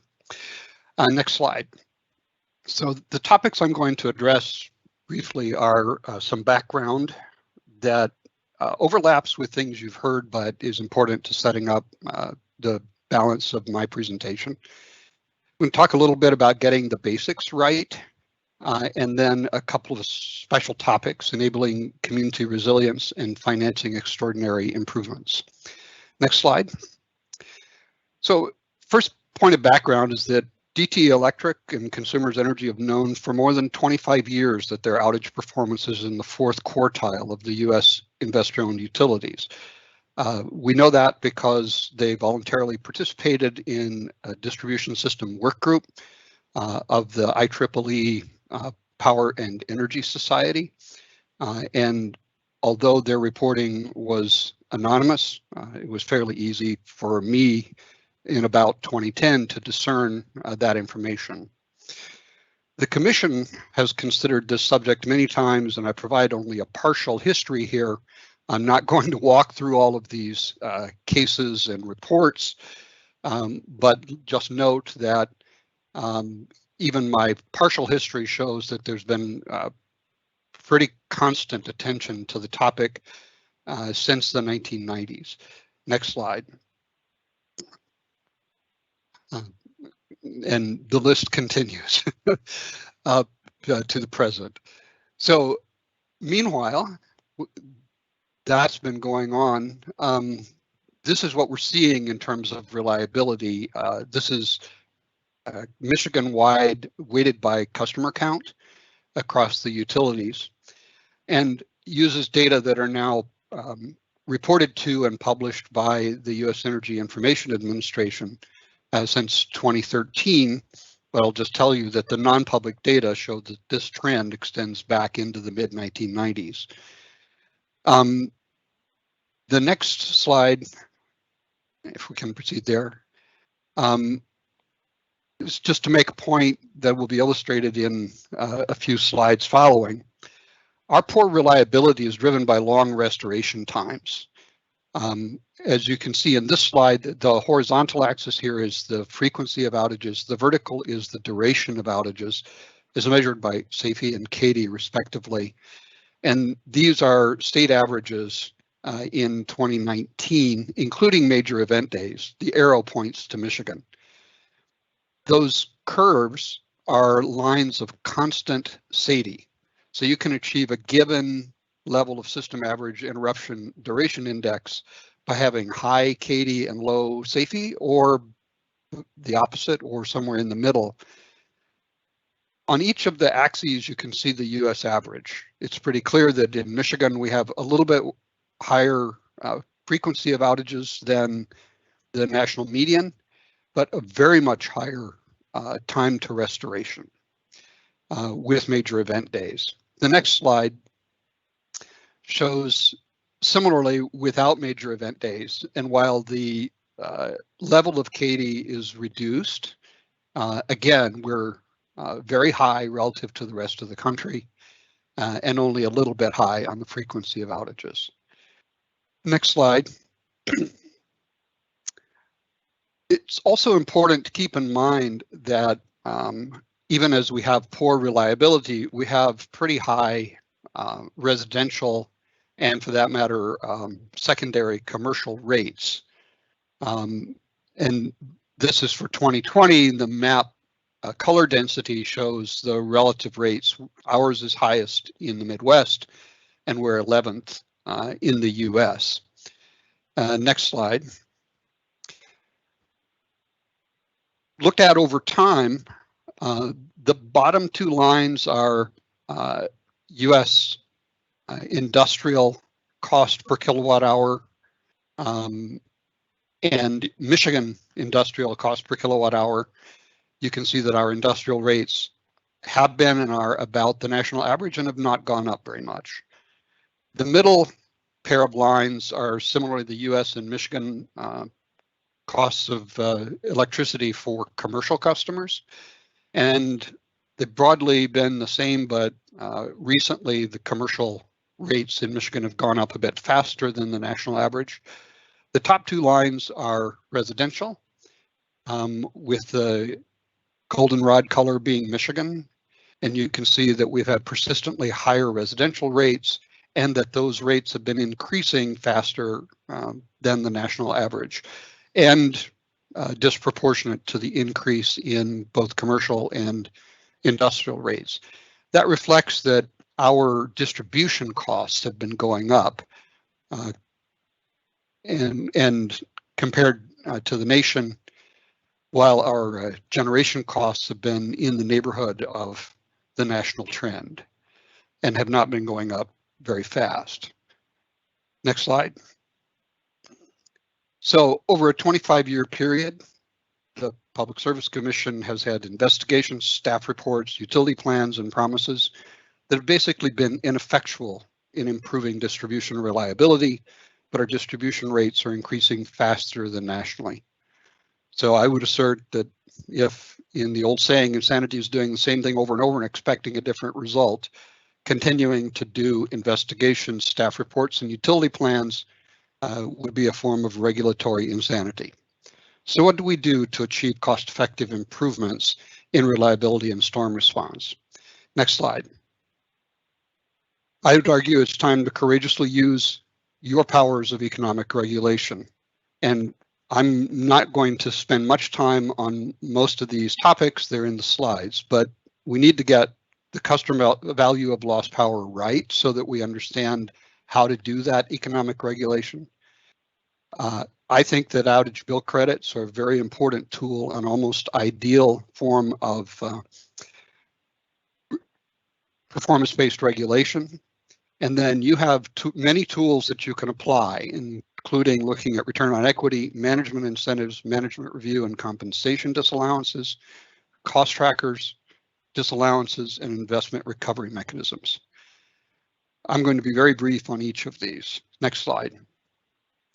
The key point here is that we have some data about the customer value of lost power, but it's particularly weak on the things that we experience.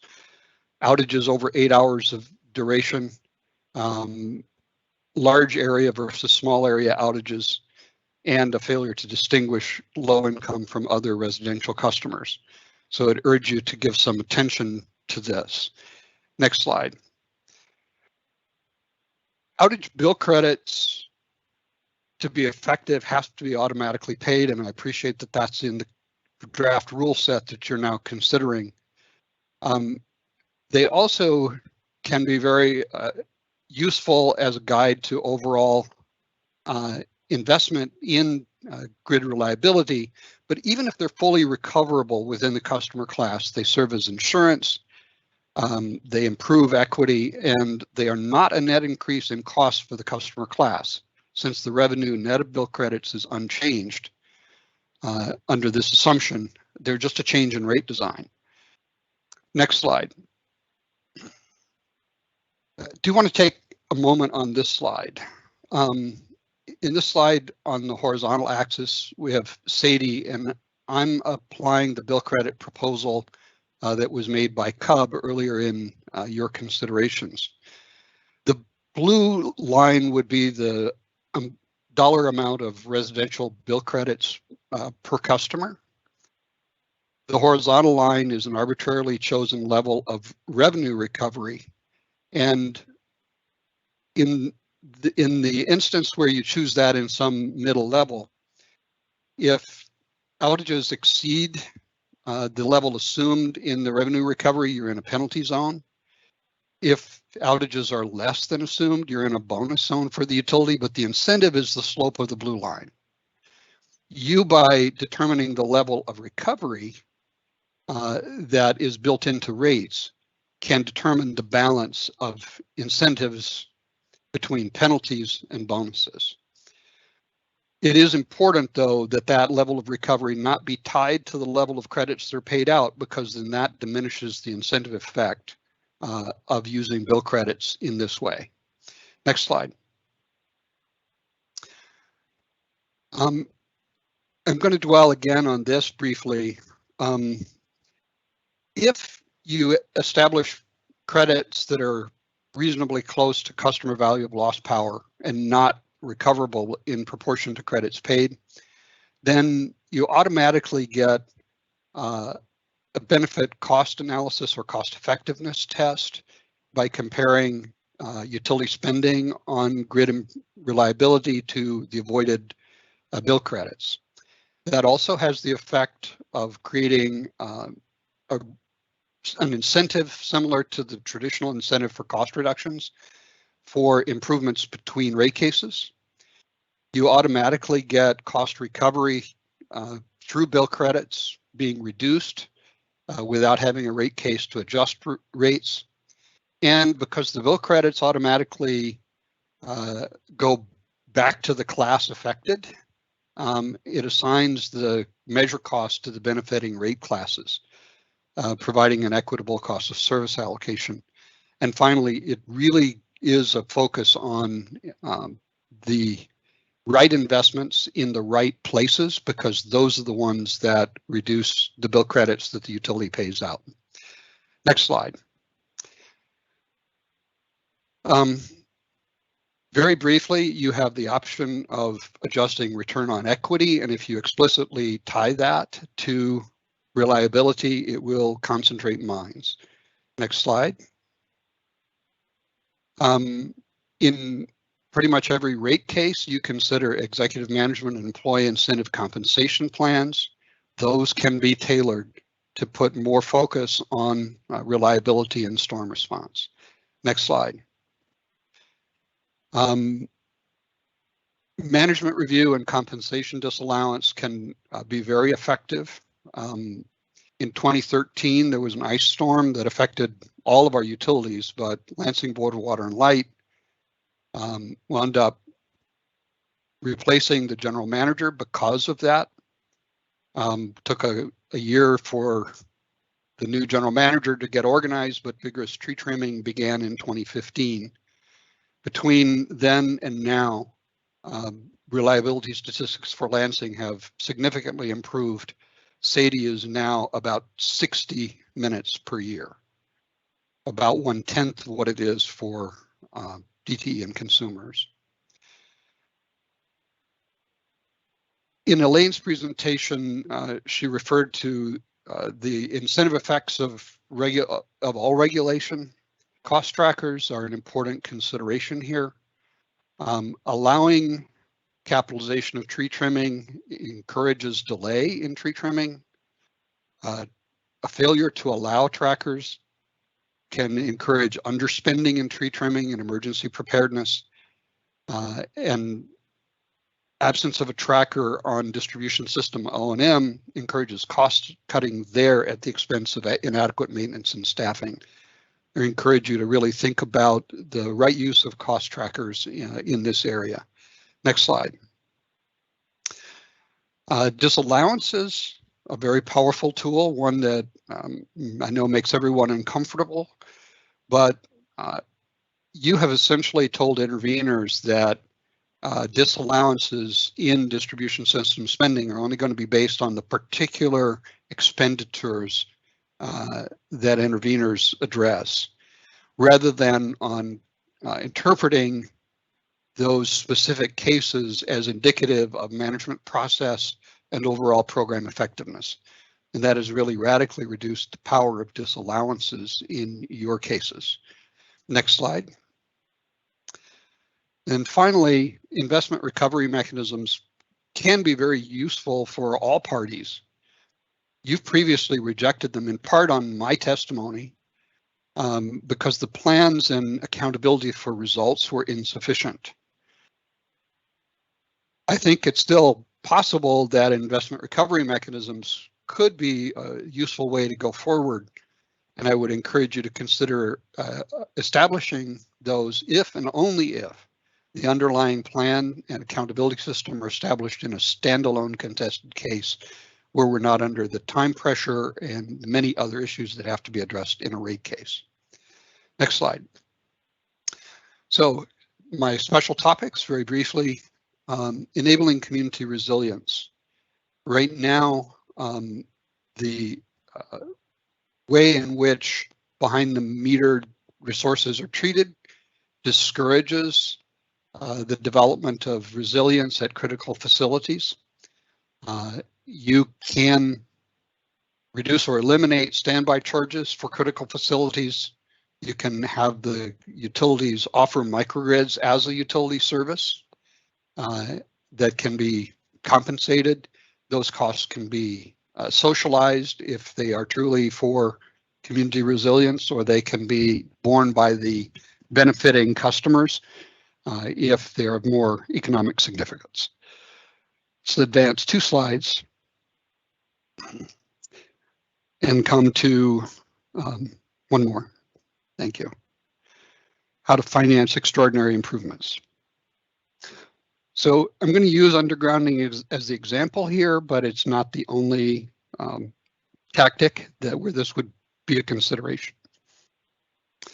If utilities started to invest in undergrounding without doing it broadly, it could be unfair in that all customers might be paying for things that largely benefit only selected customers.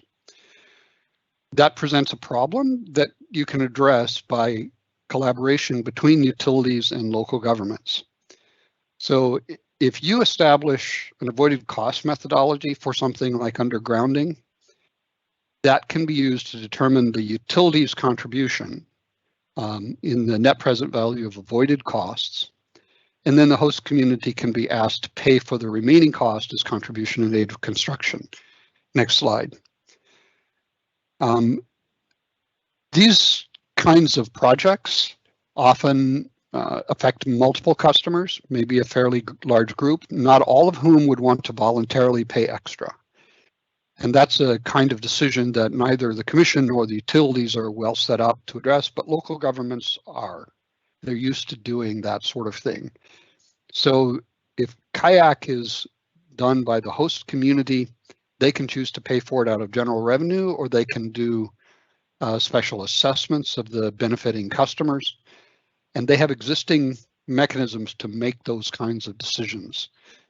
In order to avoid that kind of process being discriminatory against low-income communities, we would probably need a system of grants that would allow low-income communities to have similar opportunity to obtain improvements in their distribution systems.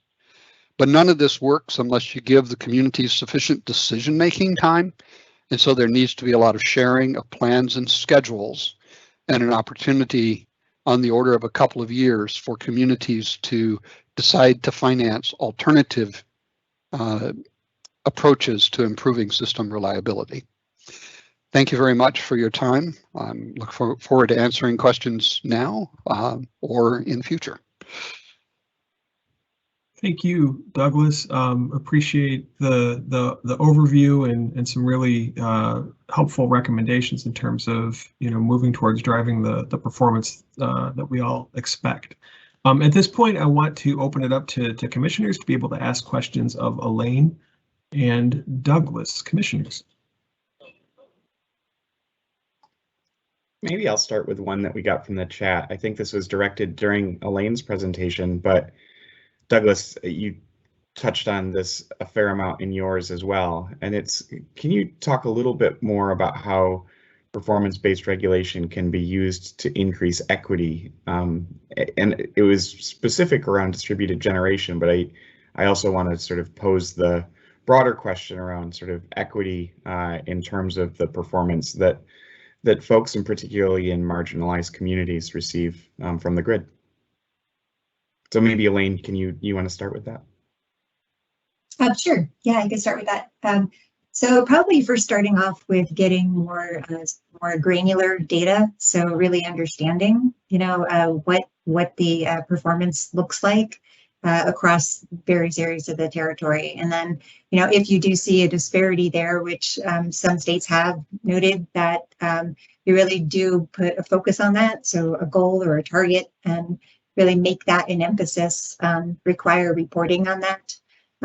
Maybe keep those as, the top circuits that need attention. And so really just, it's transparency, it's emphasis, but could also turn into a performance, like a PIM, either up or down or both, really to emphasize where you'd like to be there and how quickly you'd like to get there. So. Great, thanks. And Douglas, I think it's sort of inherent in the sort of benchmarking in Outage and the level of recoverability, but anything you want to add to that? And I should have started by saying these were both fascinating presentations, and I really appreciate, sorry, I jumped right into the questions, but really, really good, both of them, and both sort of the broader context that Elaine presented, and then the sort of how we got to this point, and maybe some paths out of the wilderness from Douglas. But Douglas, on the equity question. Thank you. Join Elaine's comments. I helped prepare comments which have been previously filed in your reliability and storm response docket, making similar recommendations. Two things that I talked about that I think are important equity considerations. One of them is the bill credit approach essentially transfers costs from those customers who have good reliability. They pay, in effect, more. Those who have bad reliability pay less in their aggregate bill, the net bill after the credits. And that targets the regulatory mechanism to those affected. If those affected are low income, communities of color, or other disadvantaged communities, then it provides an equity effect that is, I think, particularly valuable. And I did mention that I think we need to do some more work on valuing outages, distinguishing low-income customers from non-low-income customers. The other is this notion of community resilience and having an obligation for utilities to provide service, microgrid as a service, if you will, for critical facilities. And then having a way to socialize those costs when it's appropriate could be a tool for specifically addressing the resilience needs of low-income communities who might otherwise not be able to make the necessary investment.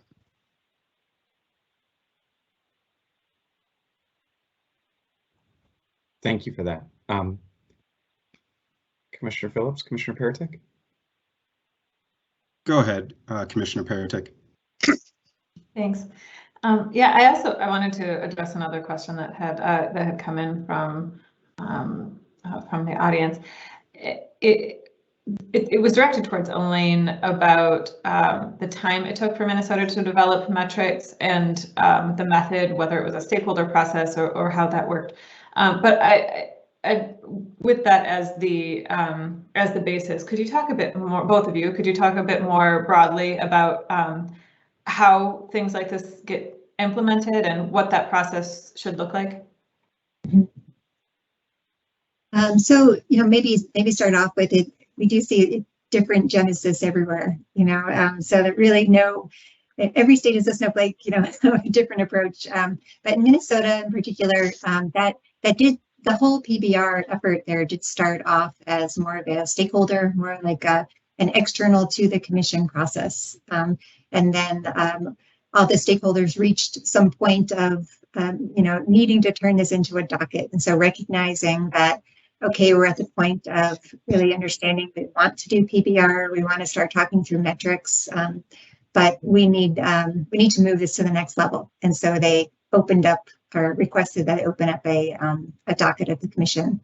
And the process, it did take a while, but maybe 2 years or so, but they definitely took their time and realized that it didn't want to rush things.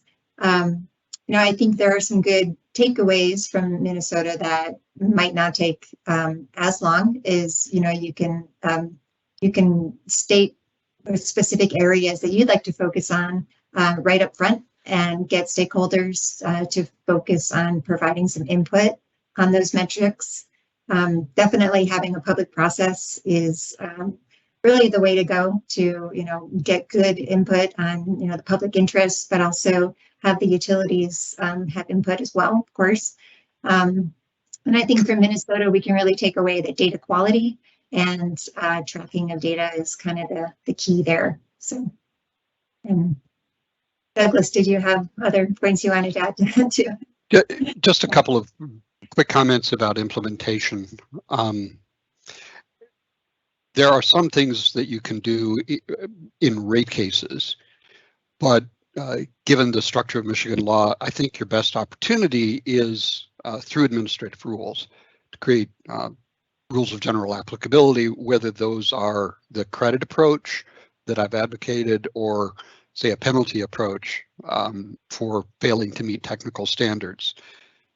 Setting that up and perhaps establishing the parameters that you would then decide in rate cases is, I think, your best opportunity to do something like this.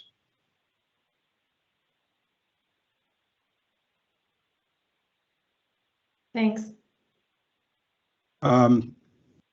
Douglas, I do have one follow-up question. You've kind of already touched on this a bit, but right before your presentation, I just made a note that we need to have a closer working relationship with the Energy Office and other agencies to develop grants that can assist in the support of community resilient solutions like microgrids, vehicle to building, electric vehicle integration, battery backup. So I just wanted to think about, as you're thinking more holistically about all of the different appendages of state government, how can or where can the commission work with other agencies to develop maybe some of those grants and solutions? We're usually not a grant making entity. So, where do you see there being opportunities to work with other agencies in order to do that? And do you see anything coming in terms of federal resources that may be able to help us in doing that as well? Yes, thanks for the question. I had in mind when I'm suggested that grants could be used, that the Energy Office could be a good place for that. But concerns about infrastructure and about low-income communities are spread all across state government, and the relatively massive amounts of federal money that either are coming or might be coming to Michigan for investment in infrastructure can certainly, many of the categories, be applied to this problem. For lack of a better place, and I don't mean to diminish their significance, but I think the Infrastructure Commission housed in Treasury might be the place to try to put this all together.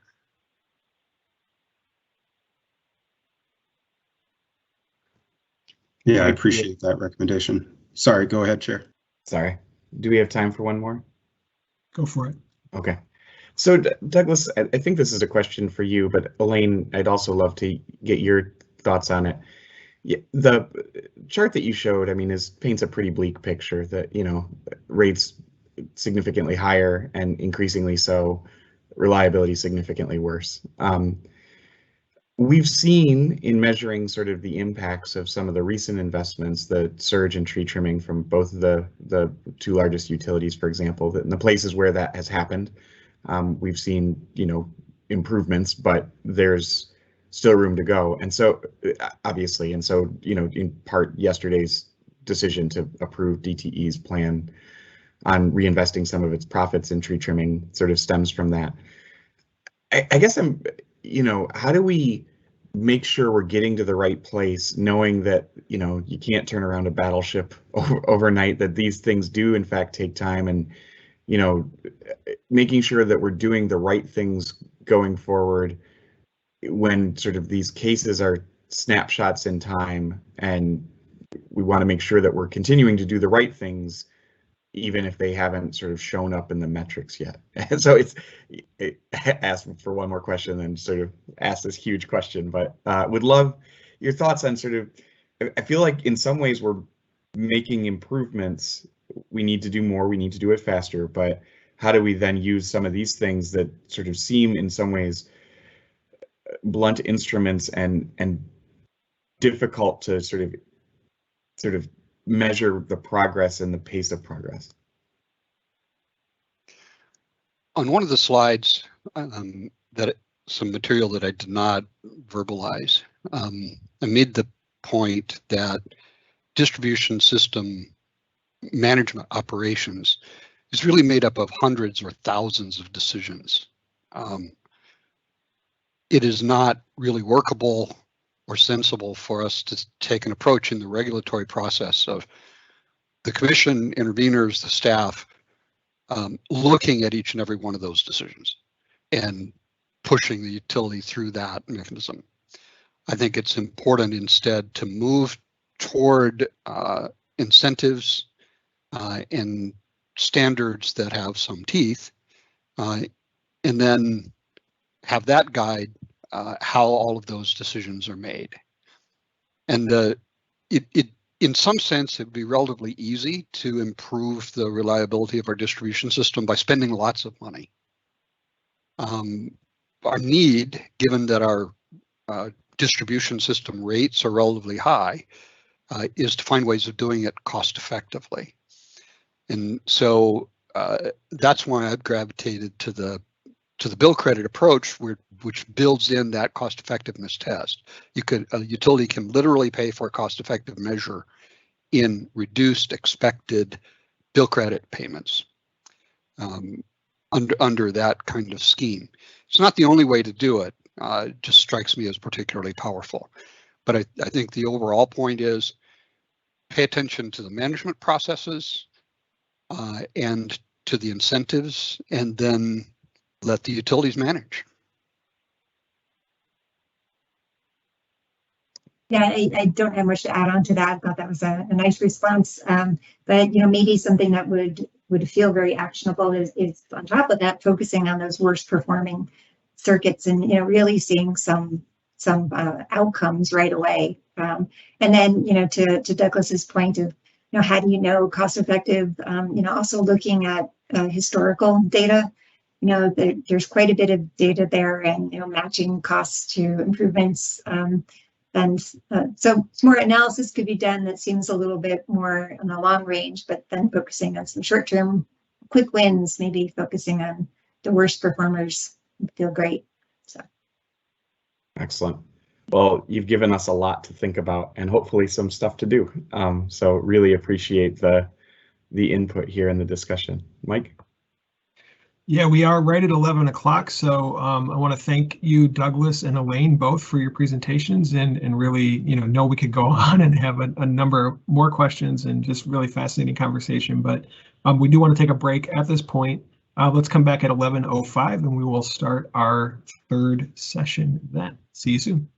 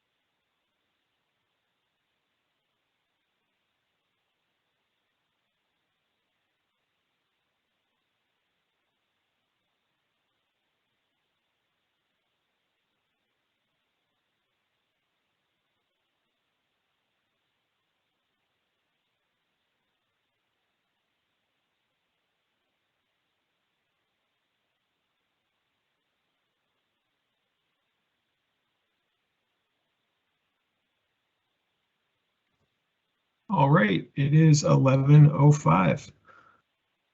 Let's jump back into the agenda. Once again, I want to remind folks that if you have questions you would like to suggest the commissioners to ask of presenters, please enter those into the Q&A. The third session today will focus on exploring technological solutions.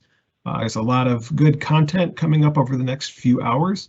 So we'll jump right in with Nick Evans, who's going to help us understand existing tools in the toolbox. Nick is the manager of the electric operations section at the Public Service Commission. And Nick, I'll turn it over to you. Thank you, Mike, and thank you, commissioners. Good morning. Again, my name is Nicholas Evans, and today I'm going to be talking about what Michigan utilities can do and are doing right now to improve electric reliability in the state.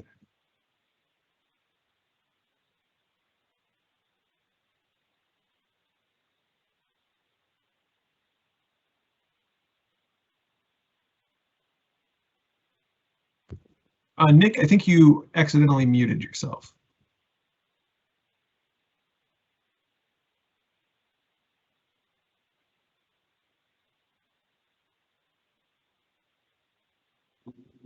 Sorry about that. That's okay. Can you hear me now? Yes. We can, Okay. yes. All right. So I would be remiss if I gave a presentation on improving electric reliability and didn't mention tree trimming, which is also called vegetation management, line clearing, and forestry.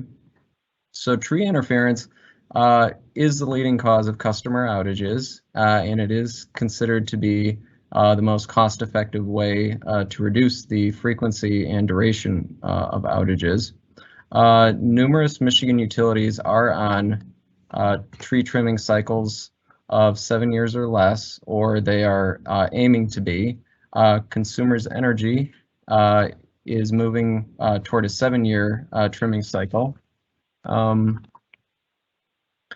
With the high voltage distribution lines continuing on a 4-year cycle, and DTE is moving to a 5-year tree trimming cycle for its distribution lines, with the sub-transmission lines on a 3-year trim cycle. And Indiana Michigan Power is also on a 5-year cycle. Finally, tree trimming, really embodies the tension between capital and O&M spending at utilities, because utilities, as we all know, earn a return on a capital investment, but not O&M, like tree trimming. So naturally, the utility has more incentive to invest in capital improvement projects, even though tree trimming could improve reliability more.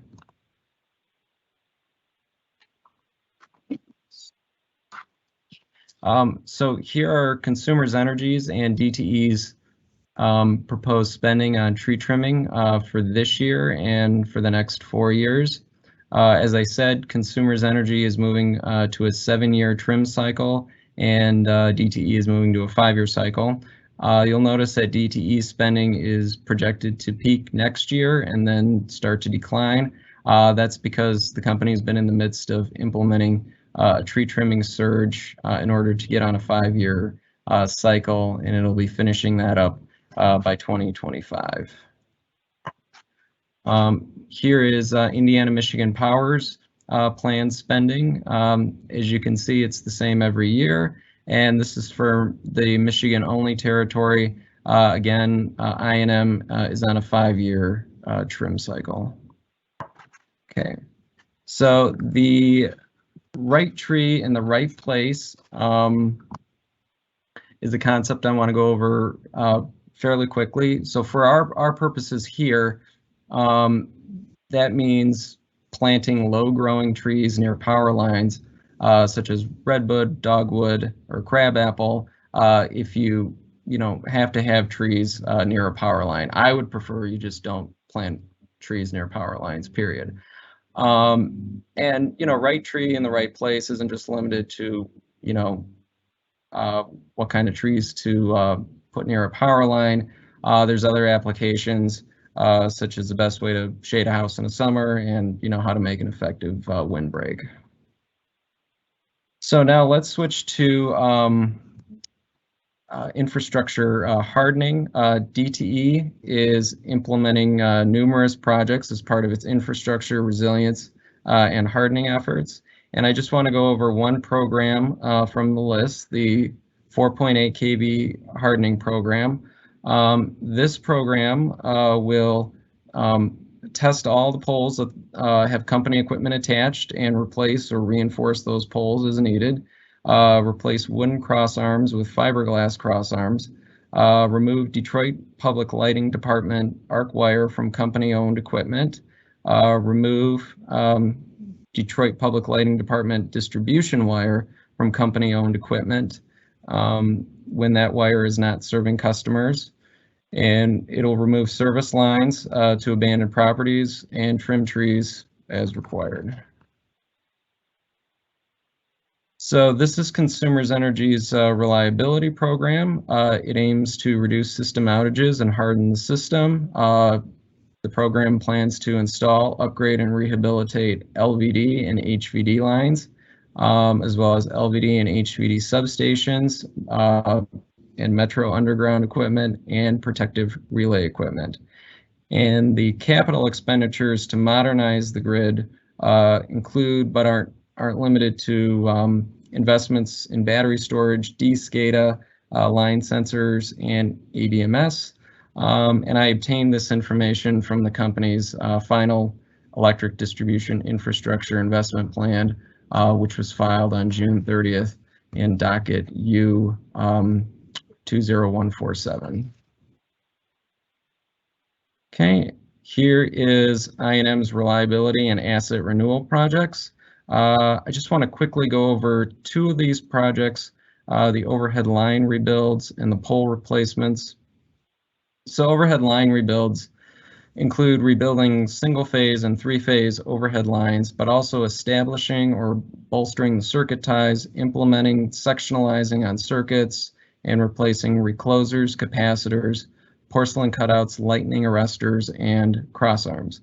Pole replacement projects are for replacing poles as needed based on the results of inspections. So on the outside, a pole may appear to be in good shape, but internally or below the ground, it may have deteriorated, and it may no longer be strong enough to withstand the vertical and horizontal mechanical forces that are placed on a pole.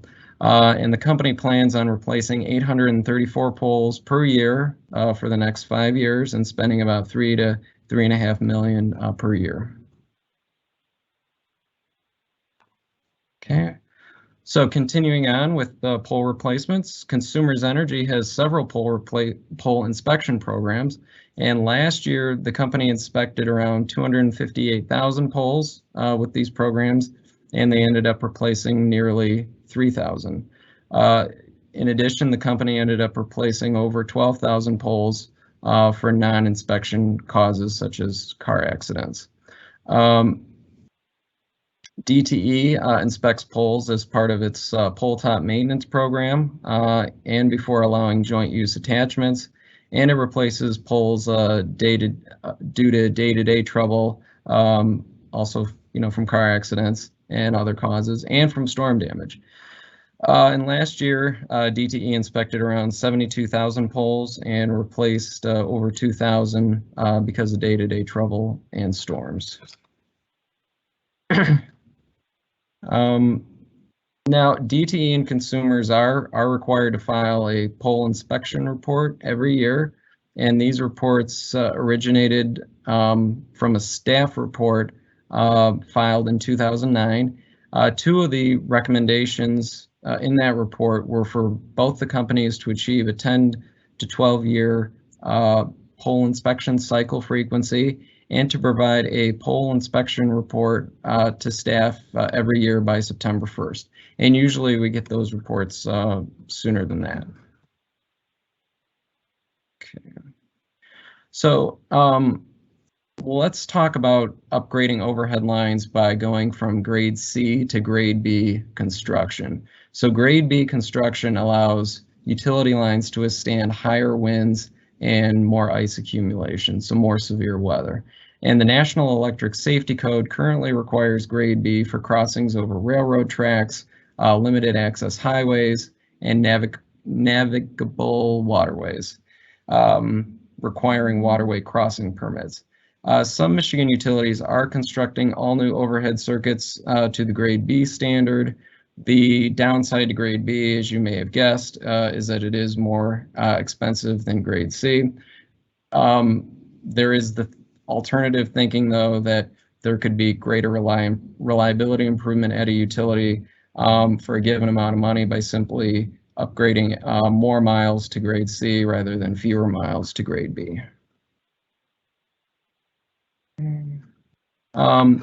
BTE is implementing a 4.8 kV conversion and consolidation program, which will upgrade the 4.8 kV system to 13.2. As this happens, load from multiple 4.8 kV substations can be transferred to a single 13.2 kV substation. This should improve reliability and have lower maintenance costs, but it is expected to take several decades. Consumers Energy is reducing the amount of non-standard voltage on its system as part of its LVD lines reliability sub-program, which is part of the reliability program. This will convert circuits that are currently operating at non-standard voltages to the 3 standard operating voltages, and they'll be in a Y configuration. This should improve safety because there'll be Y systems as opposed to Delta systems. It should reduce losses and increase capacity and reduce the number of interruptions for a single phase failure and increase the system transfer capability. And I just want to briefly touch on undergrounding. Underground lines are found in subdivisions and in the downtown areas of larger cities. They can also be found in other areas as well. The positives of underground lines are there are fewer outages and it is safer for the public in general. There are some downsides. There are longer outages when they do occur. It is more expensive than building overhead lines. And relocating existing overhead lines, that's existing lines, to underground could cause some pretty significant reductions. Disruptions. Because those overhead primary and secondary lines are going to need to be routed under and around existing structures like streets, sidewalks, patios, and trees. So that could be challenging. And that is all I have. Super, thank you, Nick. It's helpful to understand some of the concrete ongoing actions that are being taken and additional things that we may be able to do. Next, we're going to turn to the Wisconsin reliability and resilience perspective, which will be provided by Martin Day, who is the administrator of the Division of Energy Regulation and Analysis at the Public Service Commission of Wisconsin. Mr. Day has over 25 years of experience in the utility industry and is the primary advisor to the Wisconsin Commission on gas and electric utility matters. Graduated from the University of Wisconsin-Madison with a Bachelor of Science degree in political science.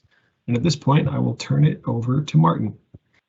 Great. Thanks, Mike. And hopefully everyone can hear me. Are we all good on the technology side? Fantastic. We're all good. Great. Well, first, I want to thank commissioners for having this topic covered. I want to thank you for the invite to share what's going on in Wisconsin.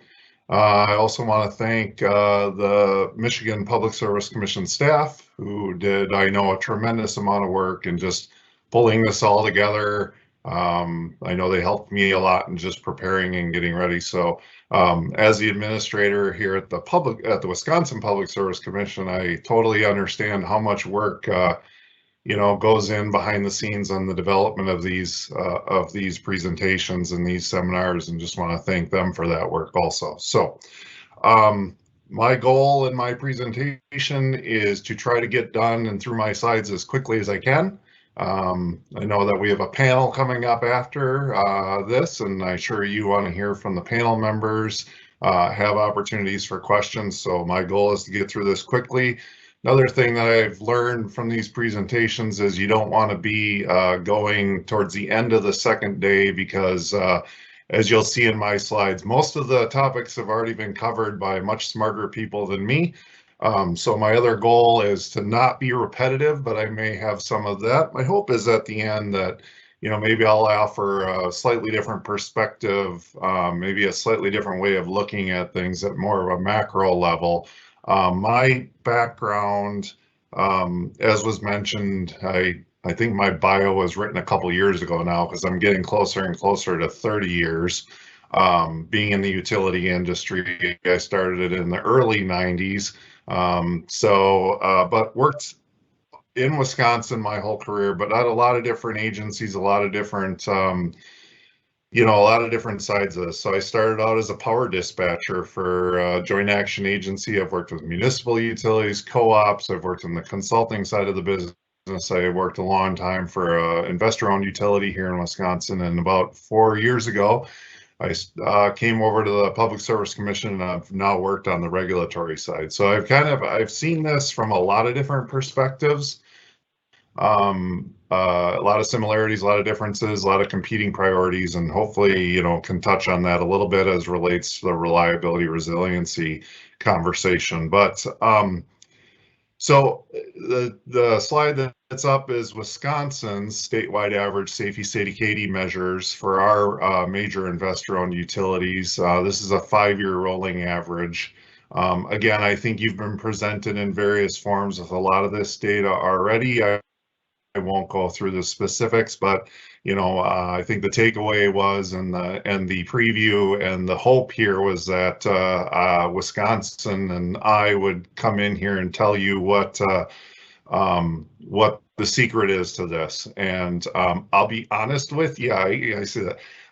To be honest with you, I knew our data. I know that we prepare this data. I knew that we were better than some states, worse than other states, but I'll say when I was presented with the idea that I was going to be answering providing a solution to the problem, I was terrified because I'm not sure I have the answer. So sorry, that'll get to it right away.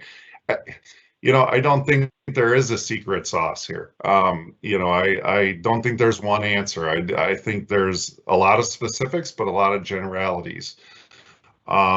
Looking back through the presentations, you all have been presented with a lot of different ideas, efforts, initiatives.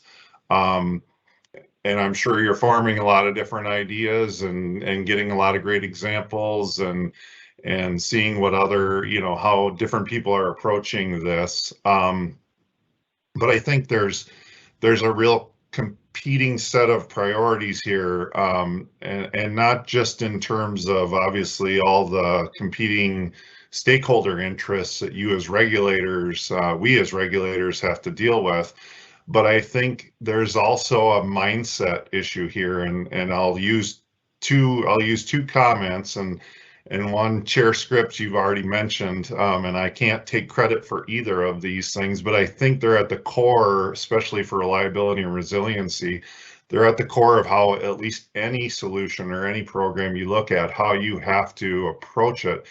And those two competing priorities in catchy little phrases is the one you used, Chair Scripps, that we work in, we live in a world and an industry that feels like turning a battleship around. Just the very nature of how this industry is regulated, is operated, is, the mindsets, it does a lot of times feel like a battleship that we have to turn around, and that's how long you have to allow for things and how you have to look at the scope of success or failure. It just feels that way many times. But then there's this other competing priority, which I've heard several people, this other expression I've heard several people use, and that is we feel like we live in an industry where, we're driving a car and we're just moving from ditch to ditch. The problem with that, of course, is, issue there, of course, is that if you're moving from ditch to ditch, you're only in the middle for a very short amount of time. And most of the time that you're in the middle, you don't realize it because you're heading towards the other ditch. So it's just, we have these two competing priorities that make it very, very difficult to try to figure out how do we come up with solutions? How do we know that we're doing the right thing? So can move on to the next slide. So again, we had the same storms that you all had that have really spurred, I think, this most recent discussion on reliability and resiliency. The August 2021, we had a number of storms, storm systems move through Wisconsin in 2021, but the August 2021 storms really did, by the time they moved across the state and they were on the eastern half of the state in the Milwaukee area, they really were powerful and they did a lot of damage, and there were a lot of outages, and just a lot of awareness again in reliability resiliency, and it really created a lot of questions and a lot of interest in reliability resiliency again, and it caused a lot of questions to be asked. So I mean, it's something that we always know is there. It's something that we always know, we're one storm away from this becoming the lead news story again, but yet it's something that I know everyone is working on every day to try to improve on these metrics. But here we are again. The August 2021 storms, I know when they moved across the lake, got even more severe and impacted Michigan to an even greater extent. So, next slide. So, similar to what you all did, we did after the storms, we sent out data requests to our five major IOUs. And I think these three questions are are very similar to the questions that you all have asked and that are core to this investigation, this discussion. And I mean, I won't go through and read these, but I'm sure they look familiar. And we've started getting information back from the utilities. We're processing that information right now. I will say, and this probably comes as not a surprise, the responses were similar but different from each of the utilities, and I think that's just as indicative to us of kind of how maybe different utilities approach this differently. But we're in the process of gathering this information. Our next steps are still to be developed, but we're looking to see where we go with this information from there. So, all right, next slide, please.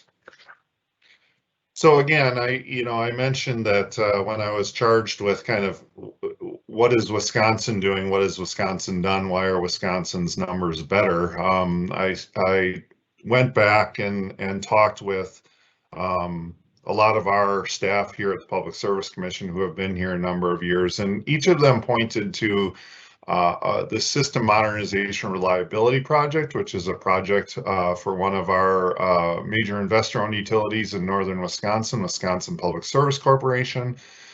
This was a program that started, that the utility proposed early in the 20-teens.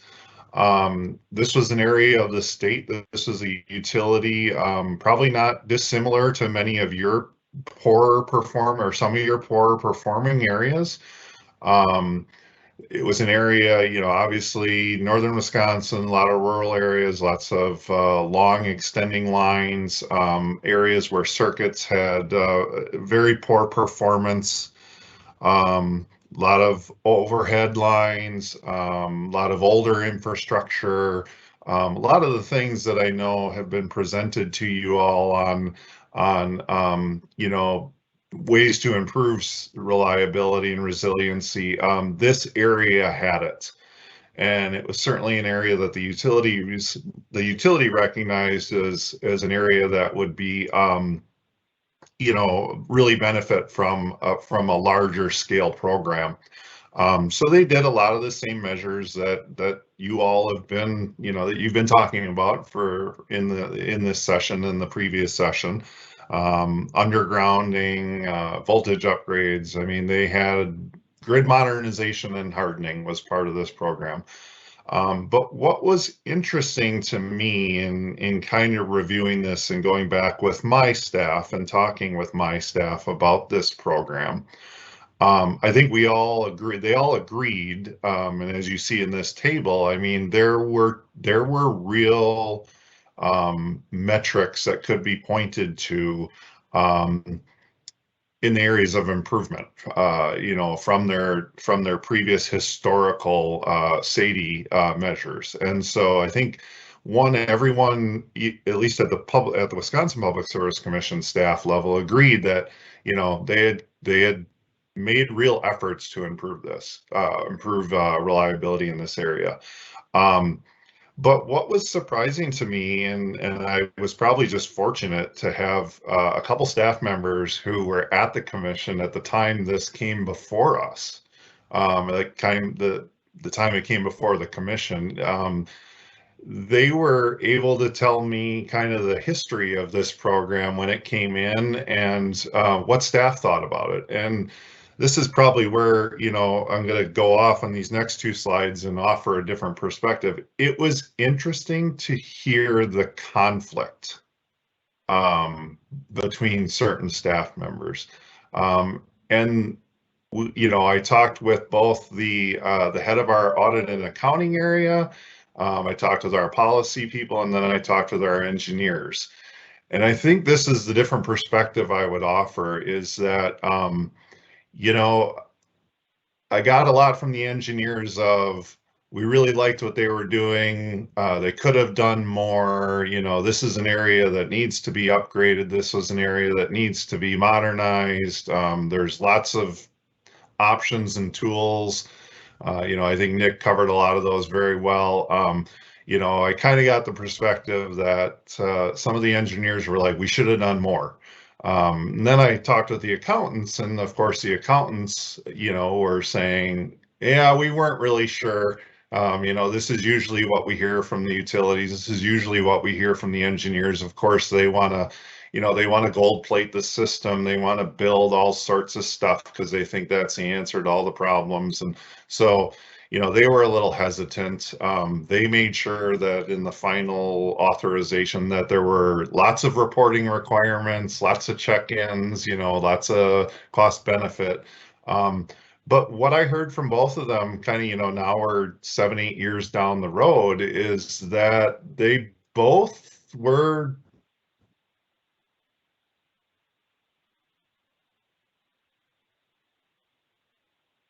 of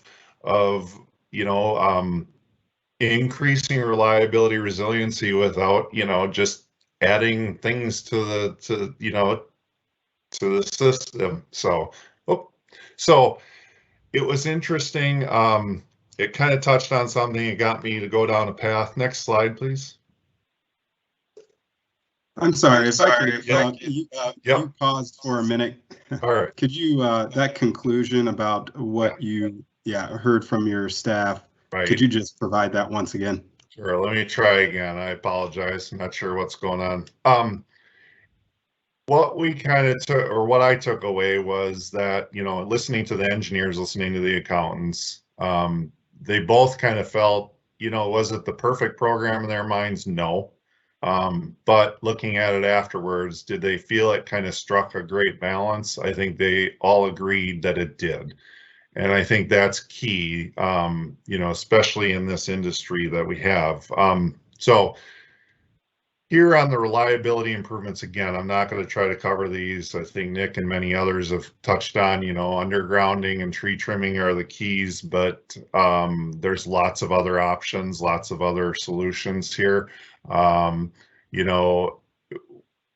You all especially, but in the regulatory industry, at the utilities, as I mentioned, there's a lot of these competing priorities that we are trying to deal with, and that thing, we're trying to sort of strike that balance. But whether it's reliability, resiliency, this specific program that this SMRP program that I was looking at, I think every major initiative really has to be put in the lens of kind of 3 areas, and that's policy, regulation, technology, and cost. And there's this push-pull for each of them. And it's as much a mindset as what I've seen.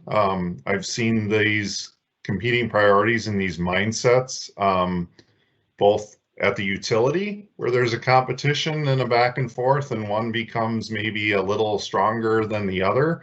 But I've seen it here at the commission while I've been here too, even within the personalities and the job functions and the responsibilities. I've seen that push-pull there. But I think it's a great prism under which to evaluate any possible solution.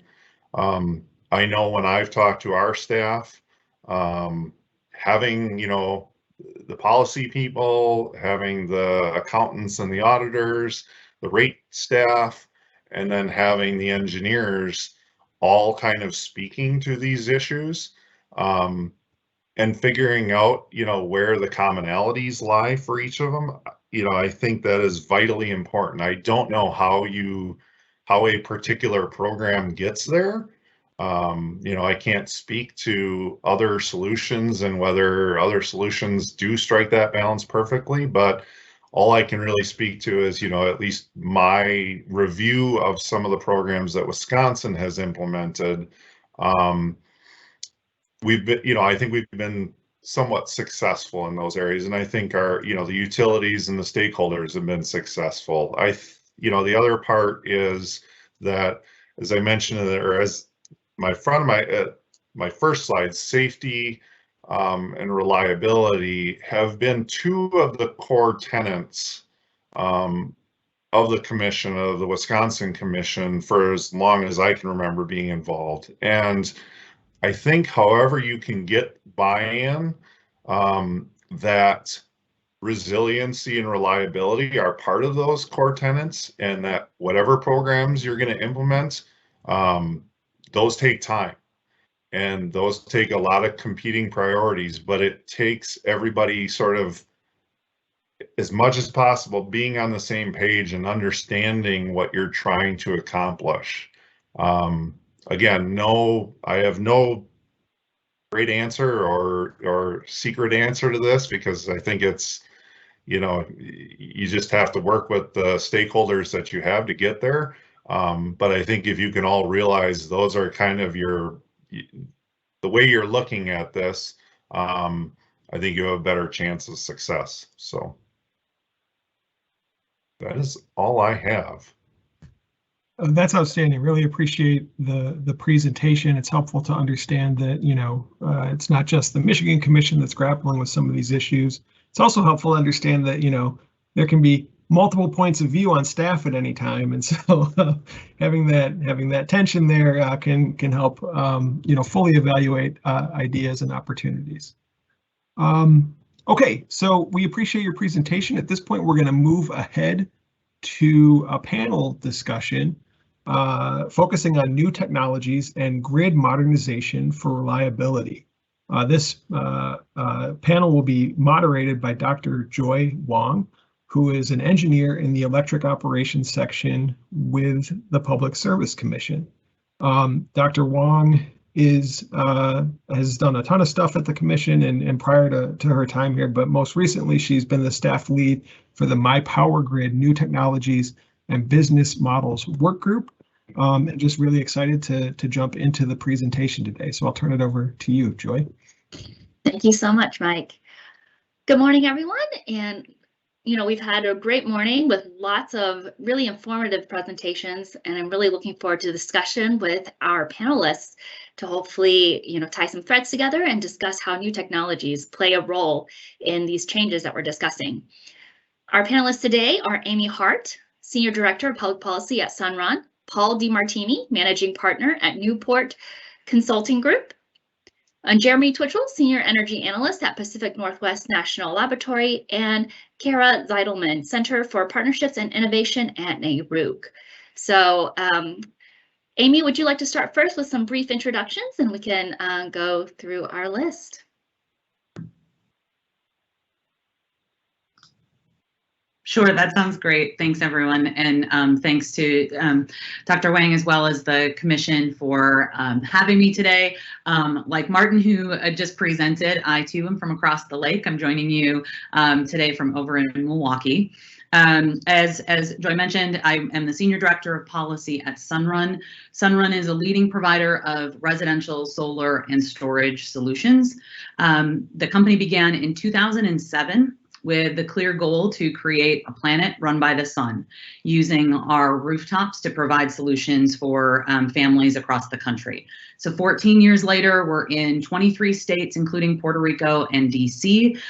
We have more than 600,000 families that have access to solar on their homes. That is about 4.5 gigawatts of networked solar capacity. So that is we're now one of the largest owners of solar globally and one of the top 3 in the US. So as we think about what are those resources for clean energy, solar on rooftops can be a significant amount of contribution to reliability and resiliency. What we've seen in the last number of years are existing technology and programs that are able to increase the benefits as far as solar and storage solutions being able to provide backup power, address capacity or peak power needs, virtual power plants, and grid services. So looking forward to chatting with you all about that today. Great, thank you so much, Amy. Paul, would you like to go next for some brief introductions? Thanks, Joy. Appreciate the opportunity to share a few thoughts on the panel today. By way of background, I'm the managing partner of Newport Consulting. I've been consulting to the Department of Energy, utilities, grid system operators, and as part of the Department of Energy, providing technical assistance to states for the last 10 years.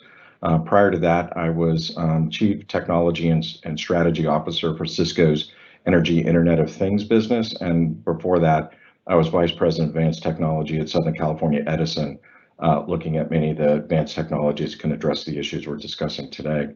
Most recently, I've been working on supporting Hawaiian Electric on their microgrid tariff, which includes both behind-the-meter microgrids as well as community microgrids that use part of the distribution system to address resiliency needs in Hawaii, and currently supporting the investor-owned utilities in California on the California Public Utilities Commission's $200 million community microgrid program to address the needs of disadvantaged and vulnerable communities, and they're developing a specific program to help fund the resources and upgrades necessary on the grid to develop these community microgrids for disadvantaged communities in California. Thank you. Great, thank you so much, Paul. Jeremy, would you like to have some brief introductions? Yes, thank you, Joy. Hello, everyone. My name is Jeremy Twitchell. I'm a senior energy analyst at the Pacific Northwest National Laboratory. I've been able to participate in a few of the proceedings lately at the Michigan PSC. Really appreciate the work that you're all doing, the leadership that your commission is demonstrating in these areas. Prior to joining the lab, I worked at the Utility Commission in Washington State for several years, so I have a deep appreciation for the challenges that you face and a deep respect for the leadership that you're exercising. So at the lab, my main responsibility is to work on the energy storage program within the Office of Electricity at the Department of Energy. The work that I do focuses on regulatory and policy aspects of energy storage deployment. We try to understand what are the barriers to energy storage deployment, what are some emerging practices to help overcome those barriers. And one of the great things about working in that space is, energy storage touches a lot of aspects of the grid. So I get to get involved in things like reliability and resilience research, energy system equity projects, grid planning, transmission planning. So yeah, it's a really exciting time to be in this space, and just happy to be here to talk about some of what's going on. Thank you. Thank you so much for joining us today, and so much of our previous efforts too. Kara, would you like to provide some introductions? Yes, thank you. Hi, everyone. My name is Kira Zeidelman. I'm a technical manager at the Center for Partnerships and Innovation at NARUC. NARUC is the National Association of Regulatory Utility Commissioners, and we're a membership organization for state-level utility regulators in all 50 states and U.S. territories, as well as the District of Columbia, which is where I am joining you all from. So the Center for Partnerships and Innovation is a small team within NARUC that is funded by grants, mainly from the U.S. Department of Energy, to provide technical assistance to state public utility commissions. And so I'll talk about a few projects today that I've been involved with, or some of my colleagues have led, that touch on some of the themes of this panel. In 2018-2019, we participated in round 1 of the Solar Energy Innovation Network that was funded by the DOE Office of Solar Energy Technologies through the National Renewable Energy Lab, where we looked at the resilience capabilities of DERs and valuation methods for resilience. Currently, starting in 2019 and continuing through today, we facilitate a microgrid state working group with the National Association of State Energy Officials. That's also funded by the DOE Office of Electricity. We also have a task force on emergency preparedness, recovery, and resilience. We have some resources on cybersecurity, equity, stakeholder engagement, lots of things that I think touch on the themes of the panel today. So pleased to be here, and my thanks again to Chairman Scripps and Dr. Wong for the invitation. Great, thank you all for those introductions. You know, as you all know, we've had some challenging weather in Michigan recently that has resulted in some significant outages for Michigan residents and businesses.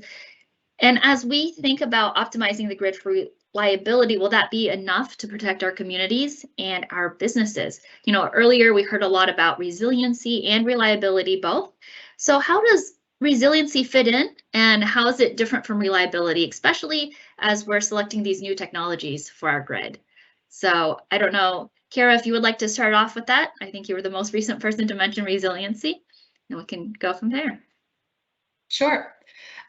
So I think just the sheer number of extreme weather events, including the summer storms in Michigan that have resulted in severe outages over the past couple of years, has really demonstrated that focusing on reliability metrics in the same way that we've done in the past is really no longer sufficient. Climate change is contributing to more frequent and intense winter storms, extreme heat, and hurricanes and flooding. And we're seeing a lot of unprecedented extreme weather events, showing that just our traditional ways of preparing for these disruptions needs to change and keep up with the threats that we're facing. And this is happening everywhere, certainly not just Michigan. We saw Hurricane Ida in New Orleans recently. Texas had not just Winter Storm Uri in February, but periods of energy scarcity resulting from high temperatures in the late spring and early summer. And as we heard from Dr. Craig this morning, we're seeing more compound events that lead to more severe damages. So overall, the unexpected is really becoming more routine, and that's not even getting into other physical man-made and cyber threats to the energy system. So all of these types of events can damage our electric infrastructure and lead to outages. At NARUC, in my experience working with state commissions, we're seeing regulators moving towards a position of knowing that these outages will happen and understanding that it's cost prohibitive to harden the electric system to every type of possible weather threat, but that we should be taking steps to mitigate the impacts of these outages. And I think where resilience comes into the conversation is that focus on not just preventing outages, but also resisting and absorbing the disruption, responding and adapting, and eventually restoring power and all the critical services that depend on electricity, and learning from the event so that the next disruption results in less damage. There's a really helpful figure that I've seen circulating from DOE, the national labs, and used by some state commissions called the resilience trapezoid, which maps out how a system performs over time. You'll have, I'll try to use my hands to kind of show it, but you have some normal level of performance. You'll have a disruption in which performance goes down. Performance will continue to be low, perhaps zero, or some lower than normal level during the disruption. And then eventually it'll come back up to normal levels. So if we're relying just on reliability metrics, all we're really seeing is that there is a disruption, X number of customers lose power for Y amount of time, but resilience really tells the full story of how the system responds to that disruption over time. I think resilience is also really about better understanding the impacts of power outages and really understanding what the actual cost of an outage is to those customers. I think you all heard yesterday at the first day of the conference from Allison Silverstein. She's done some really valuable research on improving our understanding of how customers are impacted by outages. That's what I'll offer there. I'm sure the other panelists have thoughts too. Yeah, thank you so much for that. Any of our other panelists, would you like to share your thoughts on reliability and resiliency and the grid?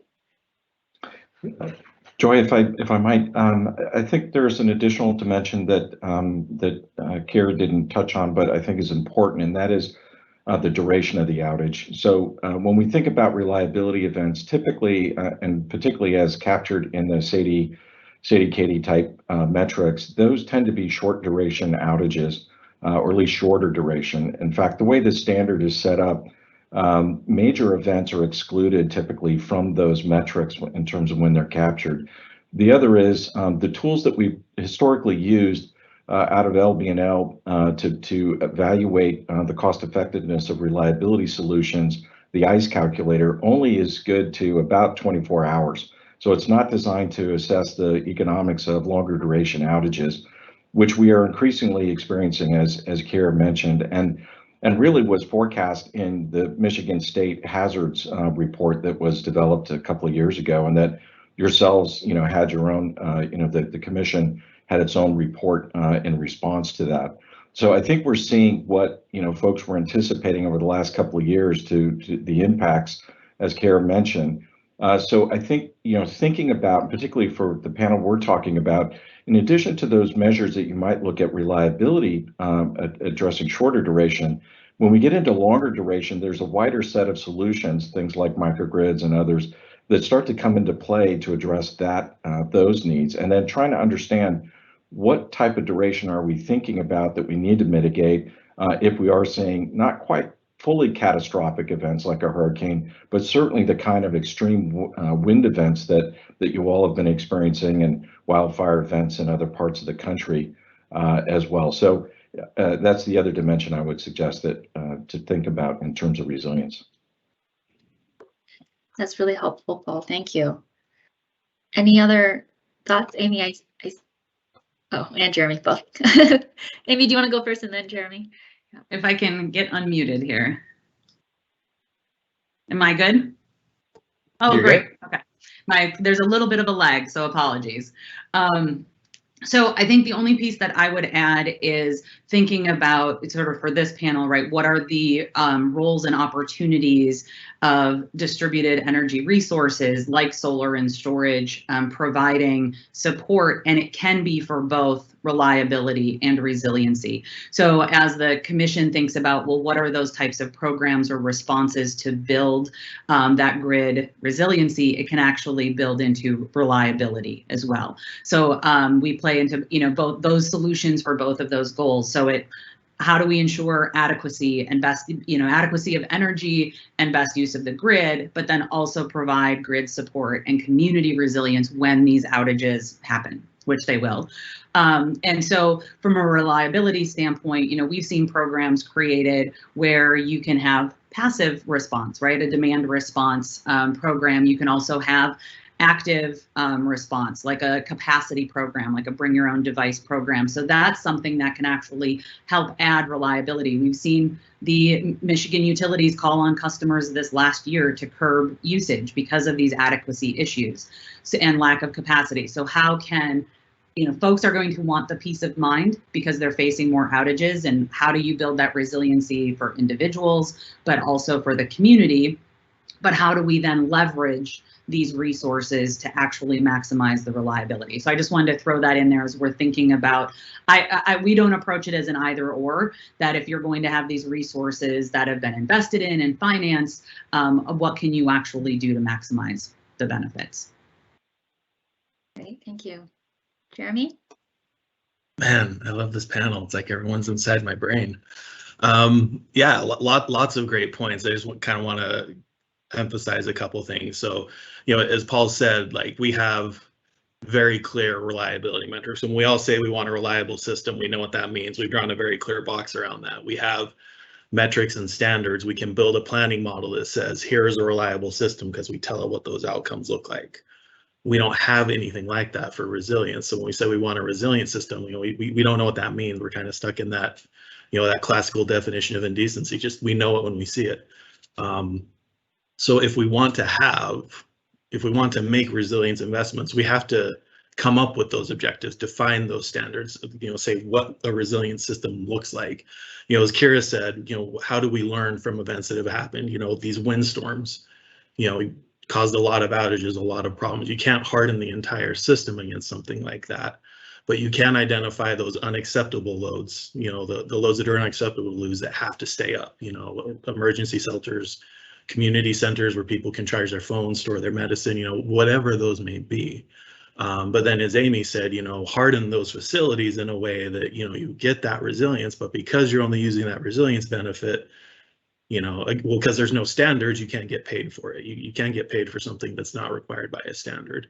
And you can't recover an investment on something that you're only using 0.01% of the time. So you need to think about, how do we do these investments in a way that we can generate revenue, that they can pencil out based on the revenue that they earn by providing reliability services the other 99.99% of the time. Oh, that's really helpful.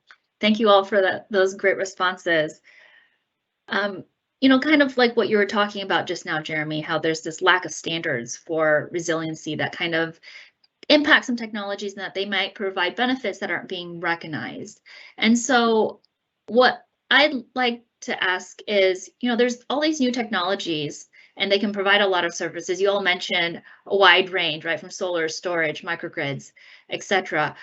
Are they currently being adequately included in our grid planning efforts? And if they're not, what do you think we have to change to ensure that they are being considered when we plan for the grid?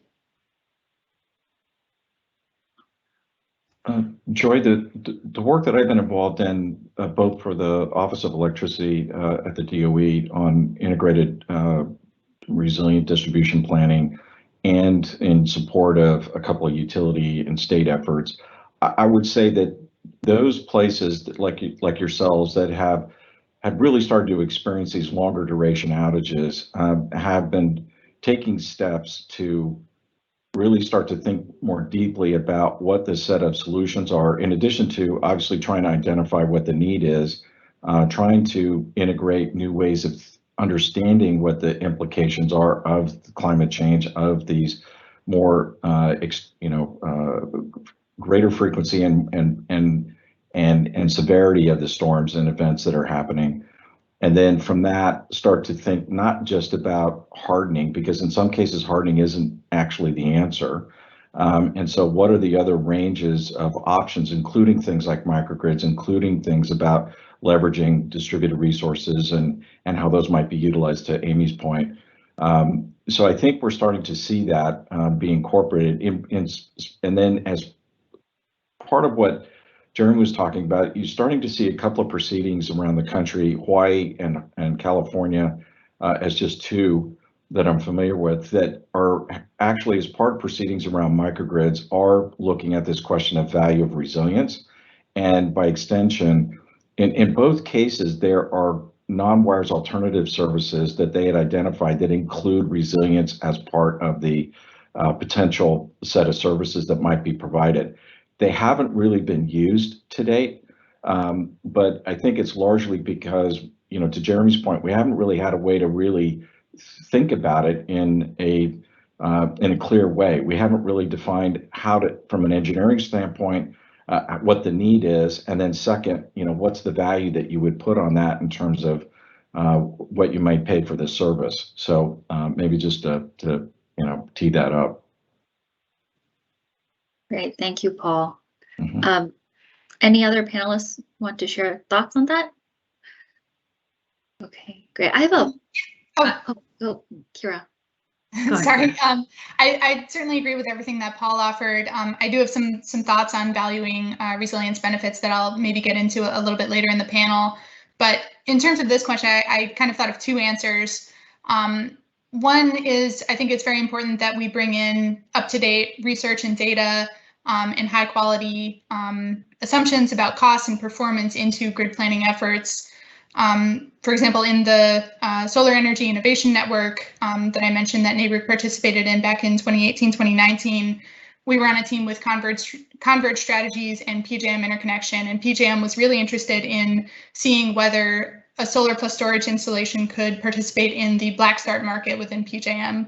which is a small market compared to some of the other ancillary services markets in PJM. I think the Black Start market was about $40 million, but that's still a very important, obviously very important capability and could be a major revenue stream for solar plus storage resources. So we were fortunate to be able to work with an NREL research team that did some research into this, and they eventually found that inverter-based resources like solar plus storage could provide Black Start support under certain conditions, and further that there were some steps that we could take in advance of emergencies that could expand these conditions and just make it more likely that solar plus storage could be an active Black Start resource. So I think it's important that we continue taking this research from national labs, utilities, researchers, and make sure that our grid planning efforts are working with the best and most up-to-date information. And my kind of second answer to this question is that in addition to making sure that new technologies are adequately considered in grid planning efforts, we can also be looking at how grid planning is designed and whether it's achieving the outcomes that we want. Many states have both distribution system planning and integrated resource planning processes that sometimes have distinct timelines, rules, and boundaries. And particularly as more distributed energy resources come onto the system, and given the fact that 90% or more of our outages are originating in the distribution system, I think there's a good opportunity for commissions to look at better aligning these processes and taking hopefully a more holistic view of energy system planning to support state goals like resilience. I know Michigan was a participant in the Task Force on Comprehensive Electricity Planning. That was a 2-year NARUC-NASIO effort to look at those questions. And that effort produced a blueprint that helps states align their planning processes towards these objectives. So that's what I would offer there. Great, thank you. And we've had efforts, the My Power Grid initiative, looking at integrated resource planning, kind of combining planning across the different areas.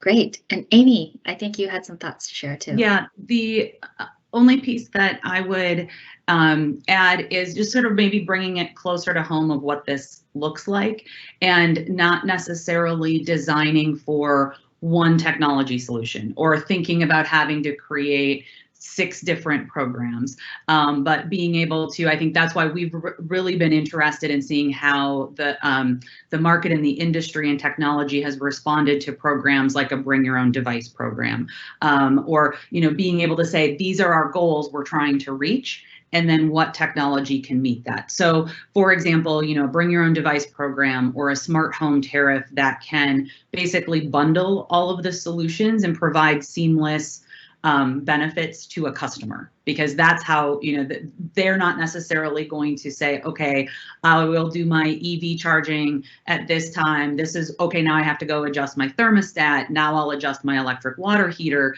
And what is my solar and battery system doing? But if you have this technology, if you have a program that allows you to incorporate different types of solutions in the home, you can have third-party aggregators, you can have the industry working with the utility to give them what they need, right? So when they call on something, you enrolled our customers, but it's not the individual customer going, oh my God, what do I do, right? But it's being able to set a program design where maybe someone has solar and storage. Maybe they have solar and storage plus the Ford F-150 that'll be able to provide some backup to the home. What does that look like? So when we enroll in a, so I just want to provide like this, specific examples, but when we enroll in ISO New England, for example, or in a capacity market, we say, okay, we will have X number of megawatts available for these 4 hours during the day, or when you call on it the day before. That might be 10,000 homes if fully deployed. So we'll enroll 20,000 homes, right, to make sure you always have that capacity when it's being called on. And what that means is that now you have more homeowners who can have access to these solutions, right? Because the benefits, that incentive, that financial benefit, and the payment for that service gets passed on to the customer. So for us, that kind of looks like, how do we increase access? So I just sort of wanted to say, like, I don't think we need to necessarily solve for what we have available today, but we already have new main panel upgrade technology, and there's going to be new things coming fairly quickly. And so what are those types of programs or tariffs that can encourage the relationship between technology solutions and what the utility needs to provide the reliability and then the resiliency when there are outages? Yeah, thank you for that, Amy. In the New Technologies and Business Models work group, we actually had a similar finding where the recommendation was for technology agnostic programs and incentives to be developed, because you don't know what type of innovation will occur, what type of new thing might come down the pipeline, and you want to find solutions that kind of meet the need. Jeremy, you had mentioned you worked a lot with planning efforts previously. Do you have any thoughts on whether technologies are being adequately included in planning efforts and what you think might need to be changed in that area? Yeah, thanks, Joy. So, it's you can't understate how much of a game changer energy storage is, how it's just a fundamentally different kind of energy resource. Our resource planning processes are complicated. An IRP process is incredibly complex, and in order to do that, we make some simplifying assumptions about the generation system, about the transmission system. We don't plan for ancillary reserves. For ancillary services. We don't optimize that. We just have planning reserve margins so that the capacity is there. We don't really get into the transmission or distribution system. And so when you have a technology like energy storage that lives in that flexibility space and that multifunction space, an IRP is just simply not designed to adequately value that technology. The good news is there are a lot of utilities that are doing a lot of great work in evolving the planning process to make sure that those unique benefits of energy storage are adequately accounted for. We actually have a report coming out next month where we document some of those emerging best practices. But really it's, because an IRP is complex, there's a lot of different ways to go about this. There are ways that you can improve your cost assumptions. A lot of utilities are still really uncertain about the cost of energy storage. Things like a gas turbine or a pump storage hydro plant, utilities, these are known entities. They've been building and operating these things for decades. They know what they cost. Something like a lithium ion battery or a flow battery, there's a lot more uncertainty. We did a report a couple of years ago looking at cost assumptions for these resources. From the bottom to the top was like 3x. One utility would say it'd be $5,000 a kilowatt, another utility would say it'd be $1,500 a kilowatt. So, putting out RFIs ahead of time to get more information, more clear and accurate information about costs can inform the planning outcomes. Incorporating external models that can do the type of flexibility analysis that an IRP doesn't do.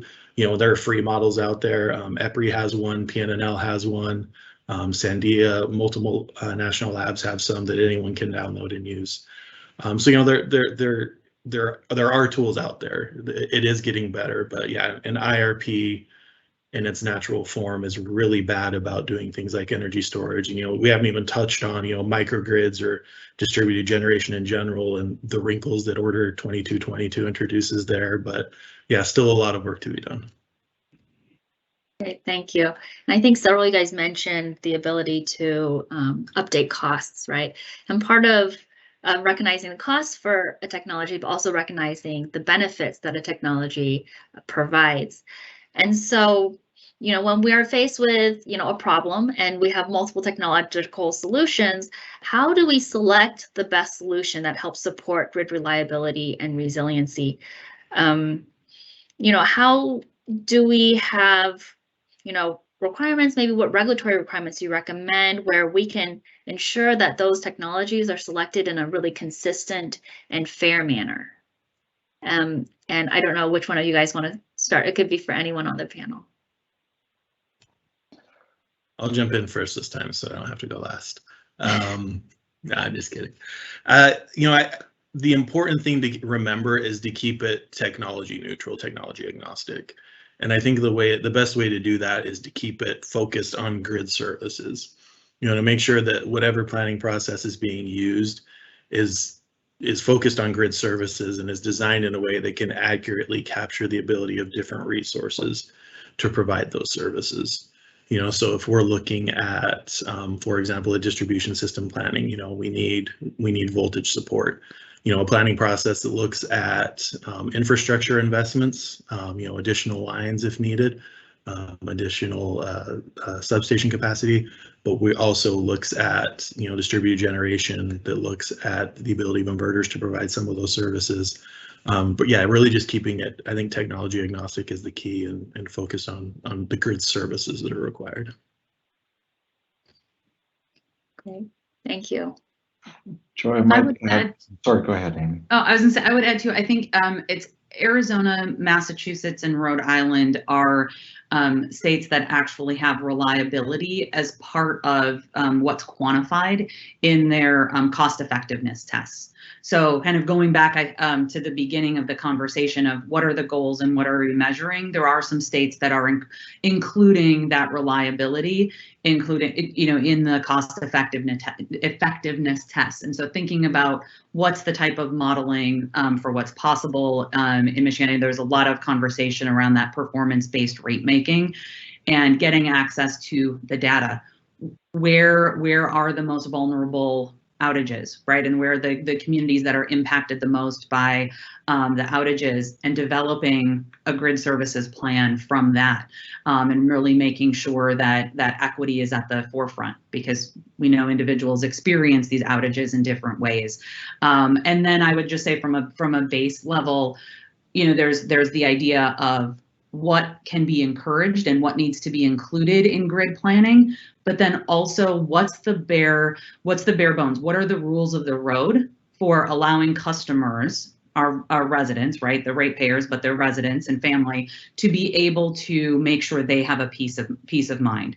So what are the rules of the road for access to solar and storage, making sure that can be done quickly, efficiently. We have strong interconnection rules to make sure that there aren't delays, make sure people can put solar and storage on their roofs for that resiliency. I think how you incorporate then is the next step, but I would be remiss if I didn't talk about that. We need to make sure we have those rules on how you are able to access customer cited benefits as well.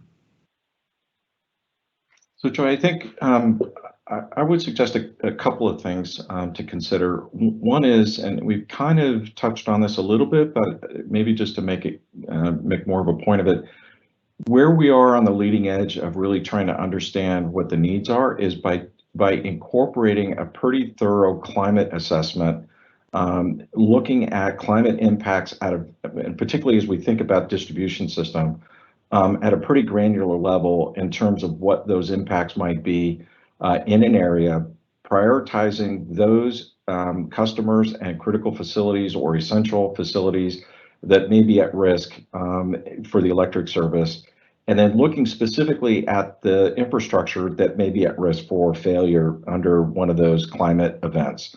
New York has been doing this kind of work. Hawaii's been doing this kind of work. California's been increasingly doing this type of work.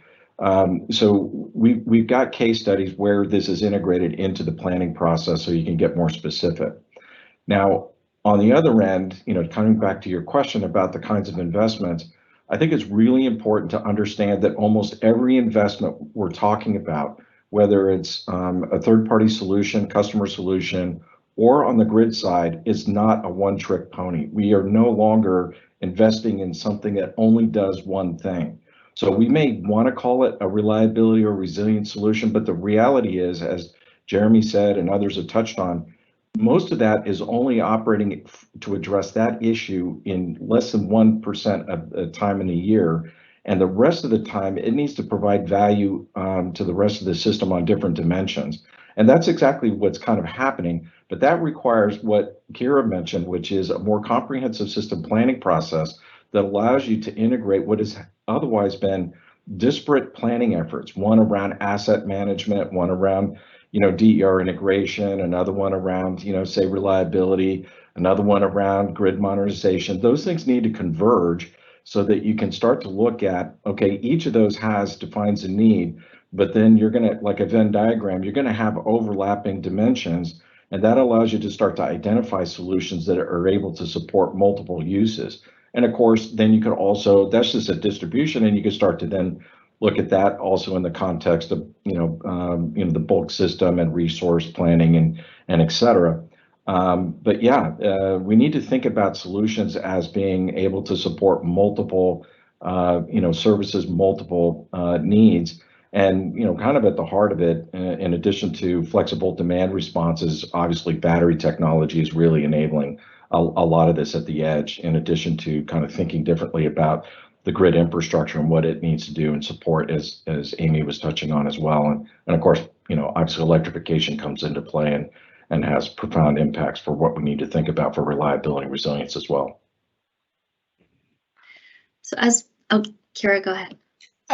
Just to go last on this question, I certainly agree with everything else that's already been mentioned. I know Paul, in response to the first question, brought up the importance of looking at long duration outages.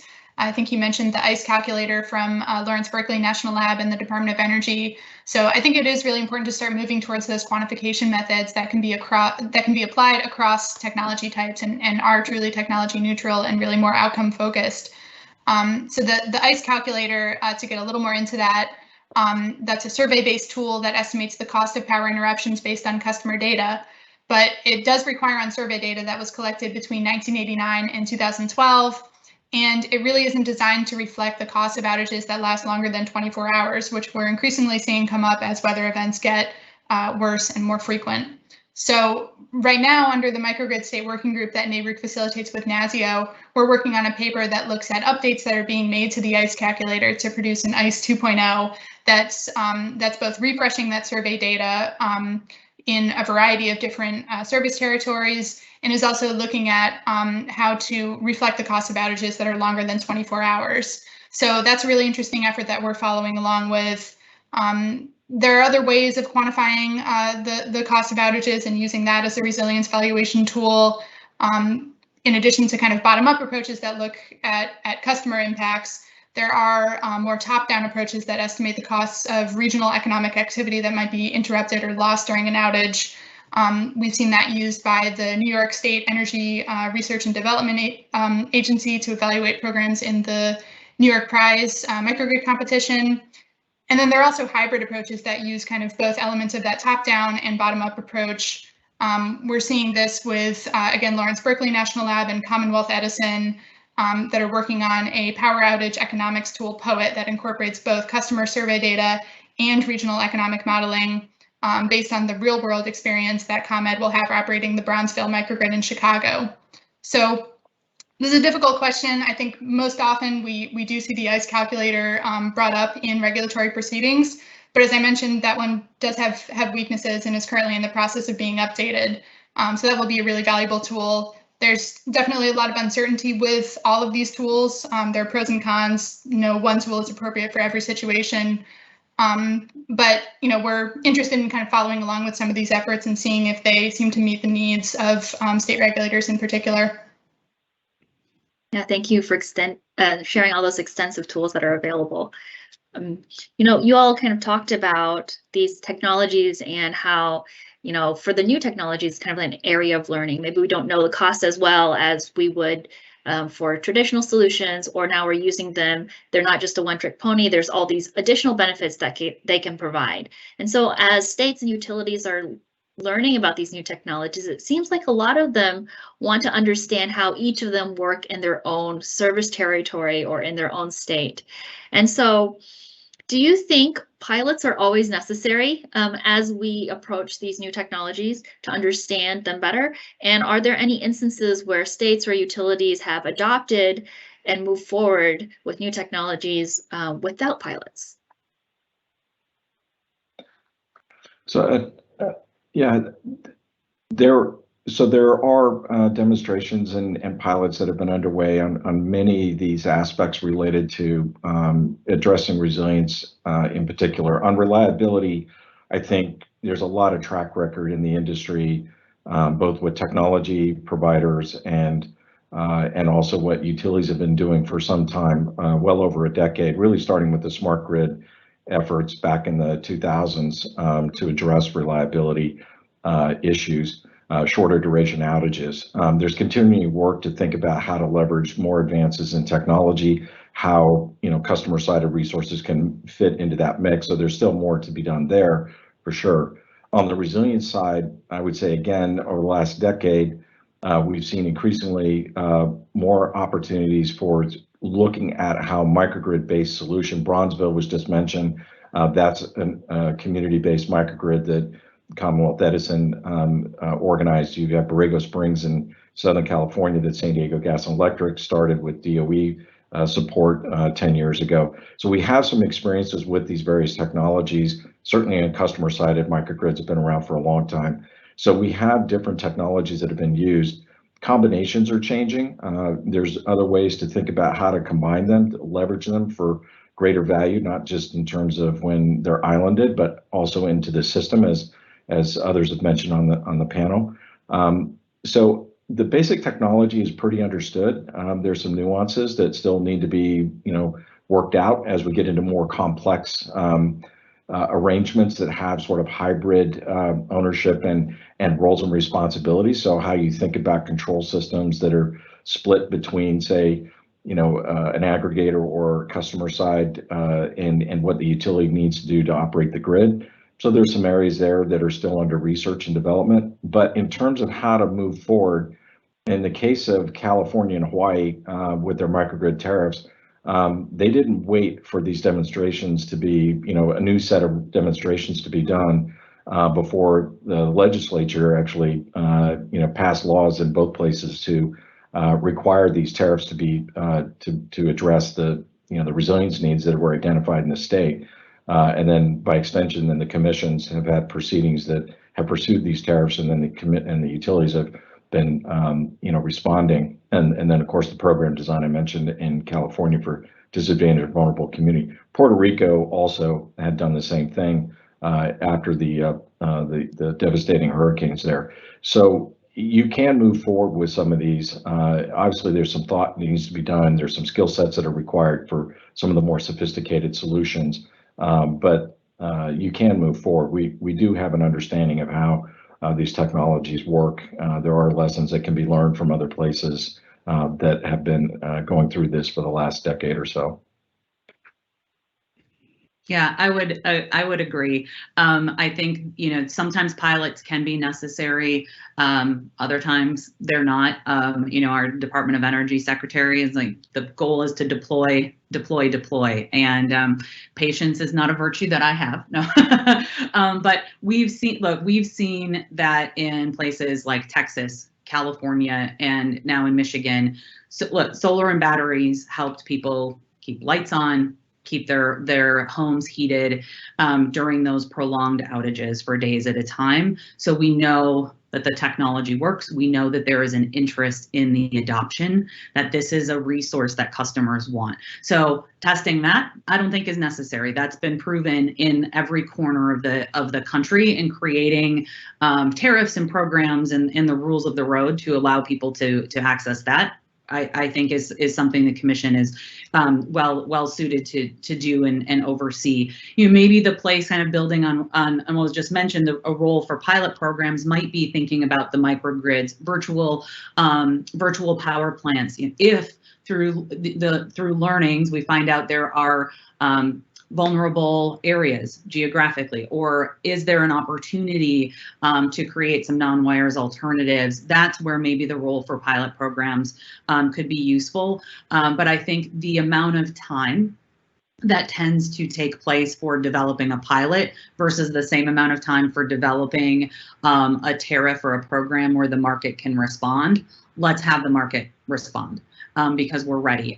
Pointing to, just Illinois and our experience here in the Great Lakes states, at the beginning of 2017, there were fewer than 1,000 solar systems total in the entire state. Now, 4 years later, there's tens of thousands of systems. And now they're talking about enrolling. What do the storage programs look like? What are the bring your own device programs? What is they have a smart inverter program, so which we haven't even talked about, the ability for the smart inverters to build on grid resiliency. So I think we've seen some of those questions around what can the technology do, especially at the customer sided side, and let's deploy and then find the ways where we can work together. There's always the model. I think at maybe Joy, it was one of the workshops you put on where one of the presenters talked about the idea of that regulatory sandbox, where it's more of like, hey, let's create a venue where we can talk about ideas and then move forward with some projects while the market, while you have the existing tariffs or programs to drive the market. So I think that there's some really great opportunities for you all to work on. Yeah, and just briefly to add to this, to these answers, I don't think pilots are always warranted. Certainly, there are a lot of existing deployments of microgrid, solar plus storage resources, and other technologies that I think we can learn from. The Department of Energy has a really useful microgrids database. We publish numerous case studies of resilience investments. But when there are conditions that do warrant a pilot, I think it's really important for the Commission to insist on progress reports and high quality data gathering so that they can measure the impacts of those investments. For example, with the Bronzeville microgrid in Illinois, the Illinois Commerce Commission did approve that program as a pilot using ratepayer funds. However, it also required that ComEd propose or develop and propose to the Commission a set of metrics on how the microgrid performed, and it required ComEd to submit data to the Commission in annual reports on how the microgrid was doing against those metrics. So I think it's just important when we are doing pilot programs to think about how we'll actually be able to learn and move forward so that the next time a similar investment is brought before the Commission that's using ratepayer funds, we're better able to decide whether that's a good investment for customers. Yes, definitely having good data, coming out of those pilots is definitely a necessary thing, and steps that our Commission have taken to try to ensure too. So I know, Amy, you had mentioned outages, and outages are challenging for everyone, but especially for those vulnerable communities, especially those who are dependent on electricity for medical therapies, or the elderly and the young who are especially susceptible to those high temperatures, for instance, or temperature extremes. And so when we're thinking about selecting technological solutions for reliability and resiliency, how can we support these vulnerable populations? Jeremy, do you have any ideas? Yeah, thank you for that question. That's actually a very active area of research and focus in the current administration and at the labs right now. We recently launched a program in partnership with Sandia National Laboratories, where we're looking specifically at how energy storage can be used to support communities and locations that have been historically underserved. And I can pop something into the chat about that, the link to that. The application program is actually open right now for communities to apply for assistance, and it's very bottoms up. We're not using that traditional TA model like here, where we're working with states and we're working with regulators. This is specifically for communities to directly apply and work with the lab to figure out how storage can be a solution for some of their needs. But it's a challenging question. To really, as you kind of touched on, to really answer these questions and identify those needs, we need to use different types of data in our grid planning activities that we haven't used in the past. We need to use demographic data. We need to use socioeconomic data. And that raises lots of challenges. There's privacy concerns. There's potentially political concerns. But at the end of the day, the challenge is going to be identifying, as you said, those communities that have been underserved in the past, those communities that face lower reliability levels.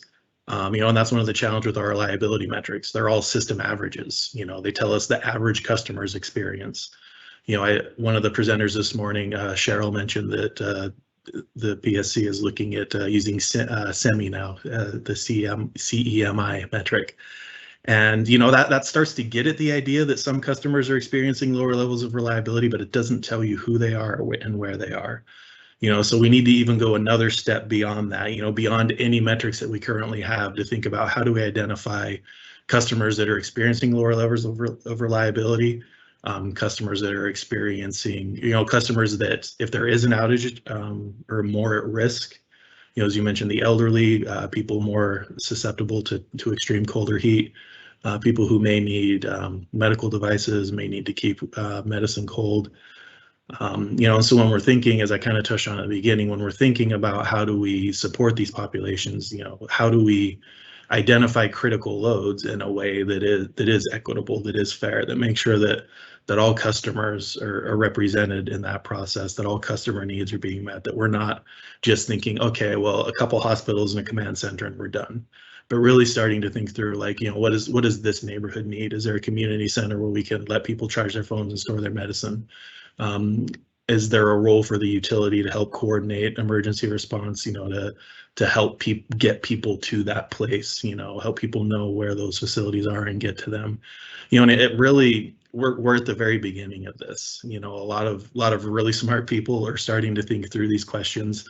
There aren't a lot of answers yet, but it's a really exciting space, and it's good to be a part of those types of conversations. Great, thank you. And Paul, earlier you had mentioned working with some vulnerable and disadvantaged communities too. Do you have any thoughts on how we can support these communities as we search for technological solutions? Well, one of the things that's been happening in the California effort around this microgrid incentive program that's geared towards disadvantaged vulnerable communities, and that includes both tribal governments, low income, as well as those with access and functional needs, which include medical and folks and others that have challenges that depend on electricity, is the role that community-based organizations play in helping to bridge that knowledge gap that Jeremy touched on. So how do we know where these are? How do we best understand what the needs are? The workshops that have been held in California have really been dominated by the community-based organizations, as opposed to maybe more traditional, entities that, if this was a DER proceeding, you'd have a different set of folks. Here, it's been really, in a great way, much more of a conversation led by the community-based organizations representing different aspects of those communities, and some very small from different parts of the state that bring a voice to these specific needs and an understanding of what that need is. One of the things that's happening is one of the things that the stakeholders put forward, and which you may find interesting, is that this opportunity to let the community define their need. And as opposed to the utility or some other state-run process trying to define the need, to let the community define their need, and then sort of take that need into consideration in how you design a program or a solution or whatever it might be, but to address that need. And then also, how do you enable them to be part of that in such that they're also having an opportunity to sort of decide what that is from a technological solution? And that's where the state, with this incentive program, is kind of allowing both the community to define the need in a way, have some monies available so that they can make the technology choices, but then enable on the grid side so that it can be integrated into the larger grid.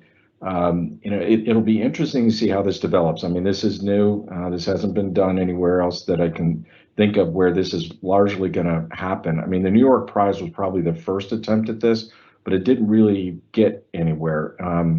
Hopefully, we're able to bridge that gap in California, and maybe we'll start to see this. But it's something to take a look at, and I think there's something there where these community-based organizations have much more of a role in helping to define that need.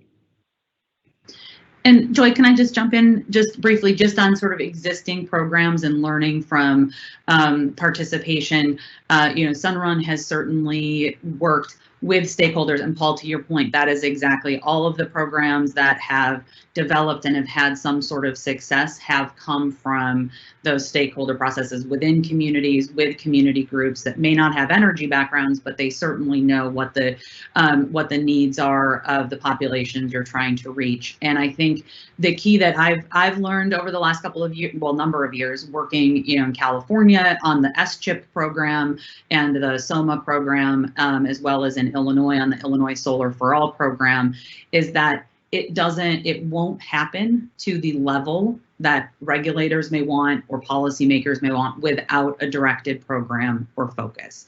And so being able to get the data and identify where are the vulnerable areas, what's the population you want to reach, and then targeting solutions, programs, or incentives. I do think that Administratively, there's challenges with the SCHIP program or the Illinois Solar for All program, but it has resulted in low to no cost solar and battery backup for individuals who need it, who, when there's an outage, they may not have the flexibility to go to a hotel room or find family, right? So being able to make sure there's targeted solutions, I think it's a really great opportunity.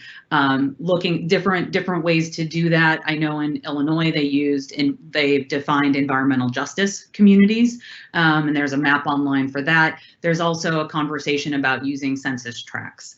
And quite honestly, even at the federal level, there's a conversation right now with advocates that is hopefully going to add an additional tax credit for solar and batteries in specific census tracts. So that might be something that the Michigan Commission can look at. How do we leverage if and when all of that comes to fruition?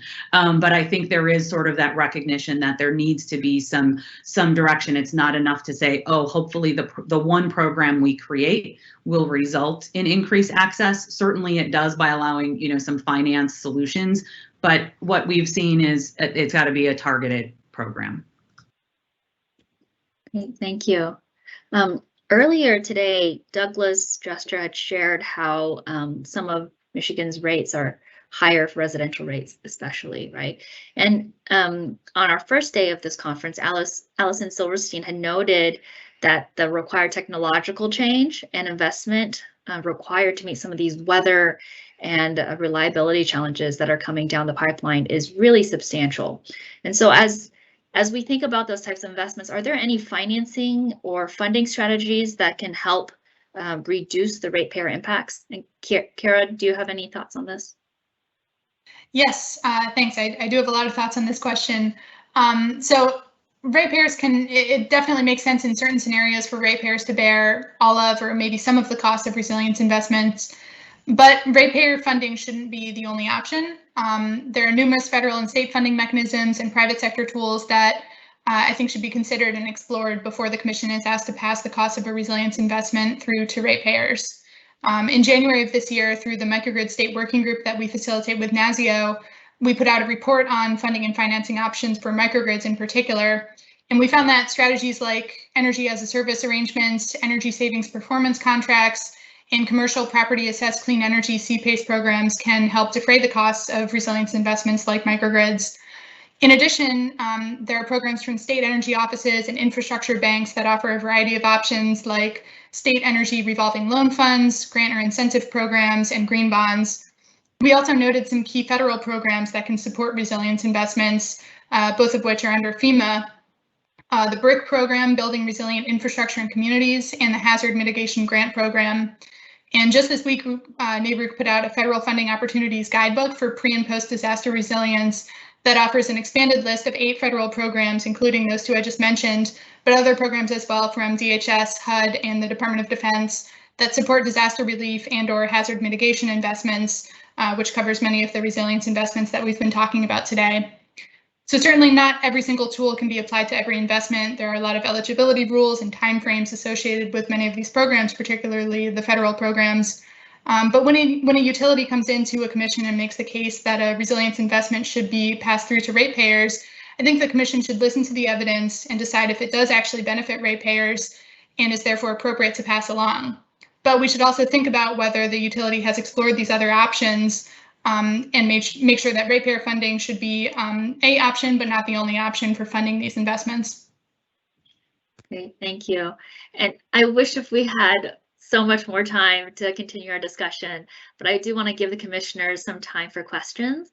So as we're kind of drawing to a close, I was wondering if you would each like to maybe quickly cover any regulatory recommendations you might have, since we do have our commissioners on the line here, so you have their ear. If you have any recommendations you think Michigan should consider as we're making changes in this realm and thinking about new technologies for resiliency and reliability. So Amy, would you like to start? Sure. So I think first of all, yeah, thank you for the opportunity. You're right to have the conversation. I think some of the recommendations that we've seen work well and create the ability for everyone to work together as stakeholders. I would point to New York. Con Ed actually created a climate resiliency study, which included recommendations and a path forward on customer sited and DER solutions. So there was a direction that says, hey, as a result of storms and outages, that the commission asked for that report, and that's helping to set the stage for what types of programs will be developed. Duke Energy is actually doing the same thing, so maybe a recommendation is not necessarily just to study what are the potential risks, but really directing utilities on what is a climate plan, or what's a resiliency plan with a direction to include pathways for DERs, and how you could incorporate that and rules to include that. I would say continued work on interconnection rules. I think interconnection, sort of back to the rules of the road, because people will be investing in solar and batteries and electric vehicles while we're continuing to have these conversations. So making sure there is that access and taking into account smart inverters and what smart inverters can do to be able to provide solutions on the grid that might allow interconnection in areas that might have been deemed too costly. So being able to install in certain ways, I would point to the process actually in Illinois through their interconnection workshop as some ideas of how to create some fairly smooth pathways for customer-sited interconnection. What we found is that when folks go through outages, they're calling, they want to be able to install solar and storage and not be told, oh, we can't, or it's going to be next year, or you have a timeline that goes into a black box. And then of course, I would say, look, we know there's an interest. Delve in and create some sort of technology neutral, bring your own device type program with check-ins to see how it's being evaluated, or to see how it's working. I think we'll be pleasantly surprised on the enrollment in Michigan, and then how it can help and how the utilities are made whole for being able to help manage all of that. Great, thank you. Paul, would you like to share some really brief recommendations? Yeah, I would echo the climate analysis and that Amy touched on, that like Con Ed did, and others are starting to do, as I mentioned earlier.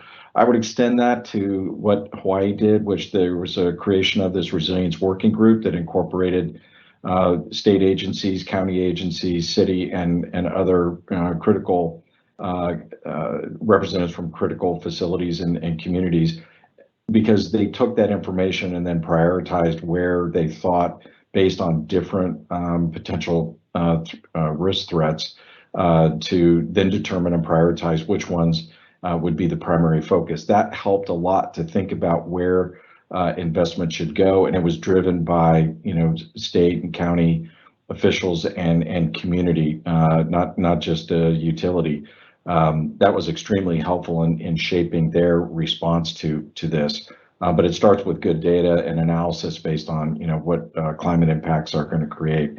The other thing I would touch on briefly is, we talked about value resilience, and there's a lot of research there, and it's going to take a little while to work that out. What we're seeing in the near term that's beneficial for thinking about how to prioritize the investments once you determine that you're going to make a set of investments, whether it's on the customer side or on the grid side, is to use something akin to what California's using around risk spend efficiency.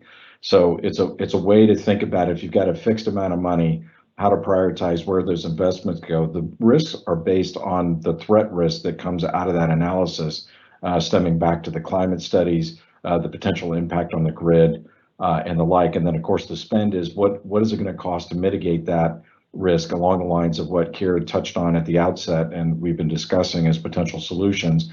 And you can do very simply, without having to get into a very complex set of economic analysis around the value of resilience, you can start the process of determining what's going to get you the highest benefit for a particular dollar expenditure in terms of what the options are. Allows you to start doing some trade-off. I'll leave it there. Great, thank you. Jeremy, do you have any really brief recommendations? this area? Yeah, I work for a national lab, so suggestions, not recommendations. I would just say, think about what does resilience mean in Michigan. The windstorms last year, as we heard from Dr. Craig this morning, like that's not going to be the last and it's not going to be the worst. But, you had a taste of what that looks like. So, what are those loads that have to stay online? What are those levels of service that must be maintained? Thinking about how to work with a broader set of stakeholders to identify those loads, justly and fairly. Working with utilities and customers to identify, what investments people are willing to make, what investments are available, what is the best fit for meeting those resilience goals. And, as always, we're here to help. Thank you so much. Kira? Yeah, so I think my kind of recommendations for the commission would be to consider ways that we can maximize access to revenue streams for resilience investments. I know multiple panelists today talked about looking at investments that can deliver benefits not only during emergencies, but also during blue sky conditions. I think second, make sure that we're exploring those federal and state funding opportunities and not just passing things through to ratepayers.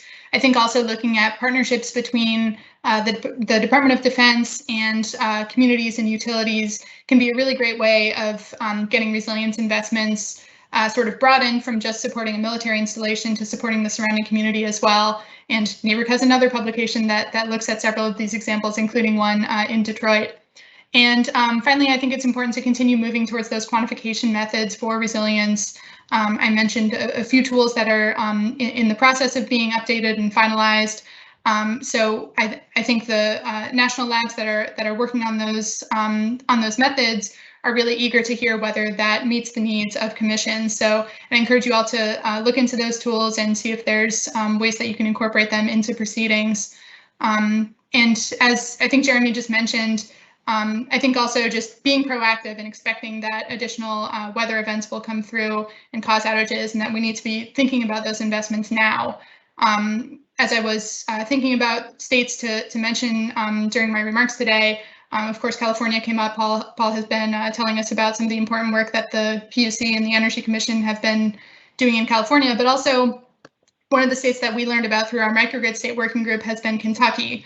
They authored a microgrid siting study just last year with the Smart Electric Power Alliance that was funded by the Department of Energy that took a GIS approach to identifying sites for either single facility or multi-facility community microgrids that could provide resilience benefits. So I think just positioning ourselves to be making those investments, knowing that additional weather events are around the corner and will be impacting ratepayers is an important perspective to have. Great. Thank you all so much for joining us today. As I said earlier, I wish we had more time to continue our discussion, but I want to give our commissioners time for questions. So Chair Scripps, Commissioner Phillips, or Commissioner Pertic, if you guys have any questions, please take it away. Go ahead, I'll defer to you two. I will start off with one.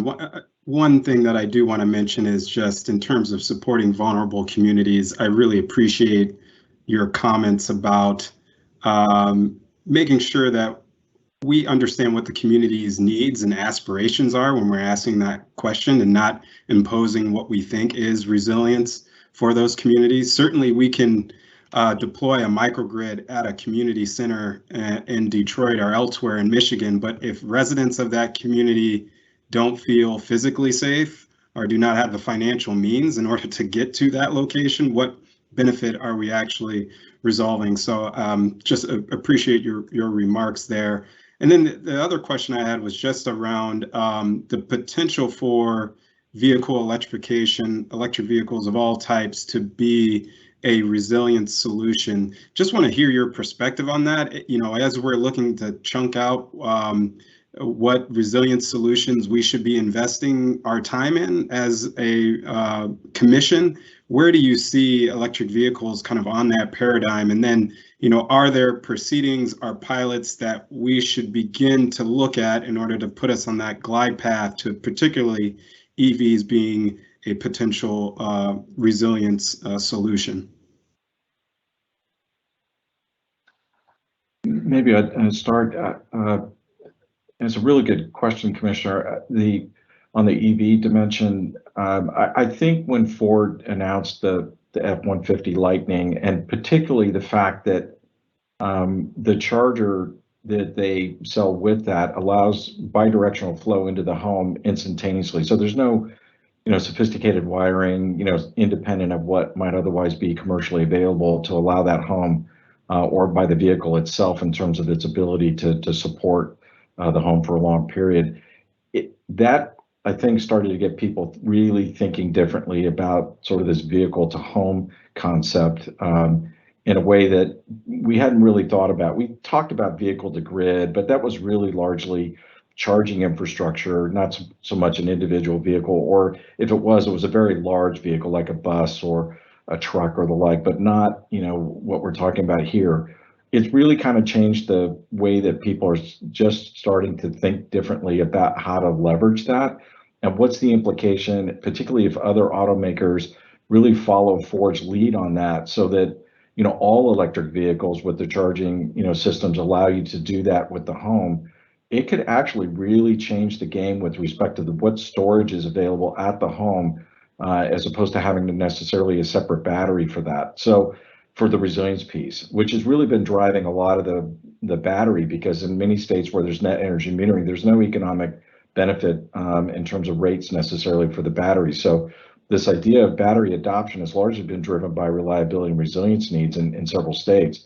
So, if the vehicle can provide that, it really kind of changes the calculus. And then the question is, how might we leverage that more broadly through some sort of aggregation if there's excess capacity? So that gets to Amy's point about, well, then what is the interconnection standard, and what are the rules and tariffs that allow for that? Because in most cases, in many states, you're not allowed to basically export energy in terms of some scheduled energy outflow into the system under most of the tariffs and many of the rules. That's actually been part of the process in several states that have been looking at, for example, microgrids, not just to sort of focus on that, but that's been one of the things, is what rule changes, what tariff changes may be required to enable these sort of more advanced applications of technologies that are coming into the marketplace.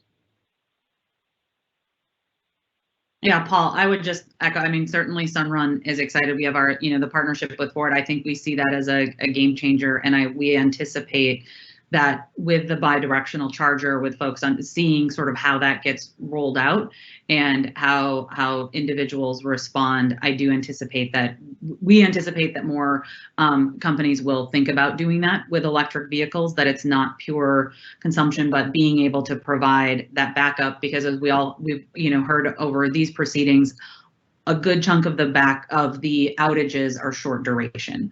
And so with an F-150, you power critical loads and make critical trips and be able to provide that. When you add solar, now you can talk about extended periods. But Paul, your secondary point about what are those tariffs that need to be in place, the interconnection to make sure, one, we can do it next year, but then also how do you leverage that for demand response programs or BYOD programs? And I think Commissioner, I think we'll start to see a number of those types of products in a home put together, and aggregators figuring out how to respond to different calls from the utilities.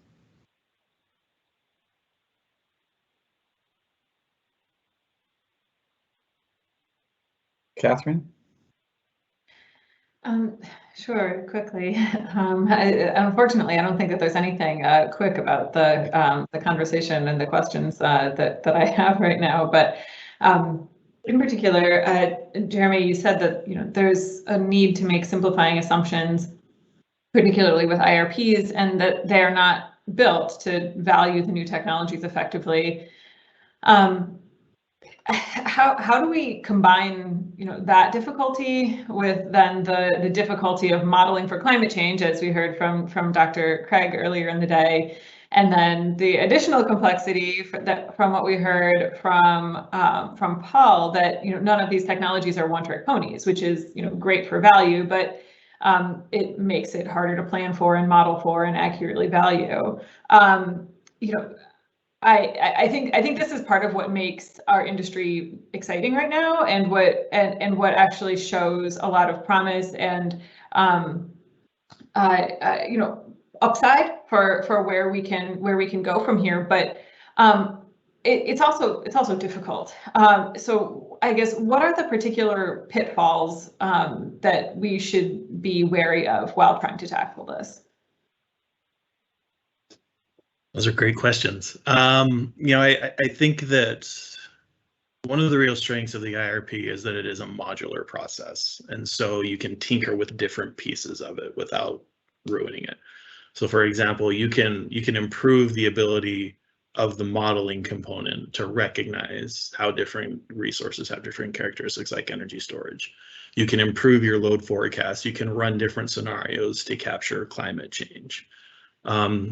So I think that really thinking, I think the best suggestion I can give, especially if I'm answering quickly, is to just really think through how to leverage the existing process, how to make incremental changes to the existing process. I don't think there's a need to reinvent any wheels. An IRP, it's a rough tool, but it's a very good tool. And if we can think about how do we just add that precision by giving it more modeling capabilities, by maybe adding modules on the side that do that flexibility analysis, by really thinking through the types of scenarios that we're running. Just one example. So Portland General Electric in their last IRP ran a cycle where they just said no more thermal resources at all. And it's a really interesting exercise to see what a portfolio that has no more thermal investment look like. So I think that even just thinking through the scenarios that you're running can really have a major impact on the types of outputs you're getting.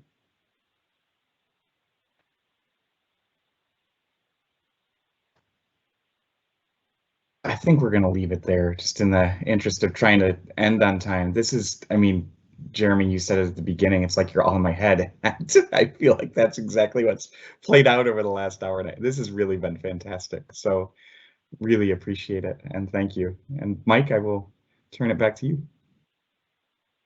Thank you. Thank you to the panelists.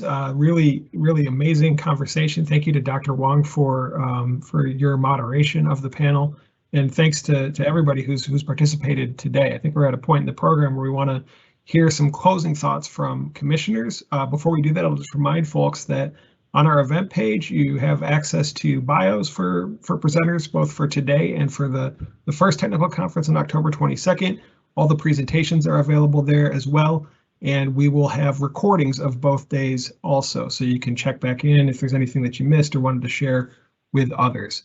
At this point, I want to turn it over to the commissioners for some closing thoughts and next steps. And we'll start with Chair Scripps. We're going to start with Commissioner Paratek.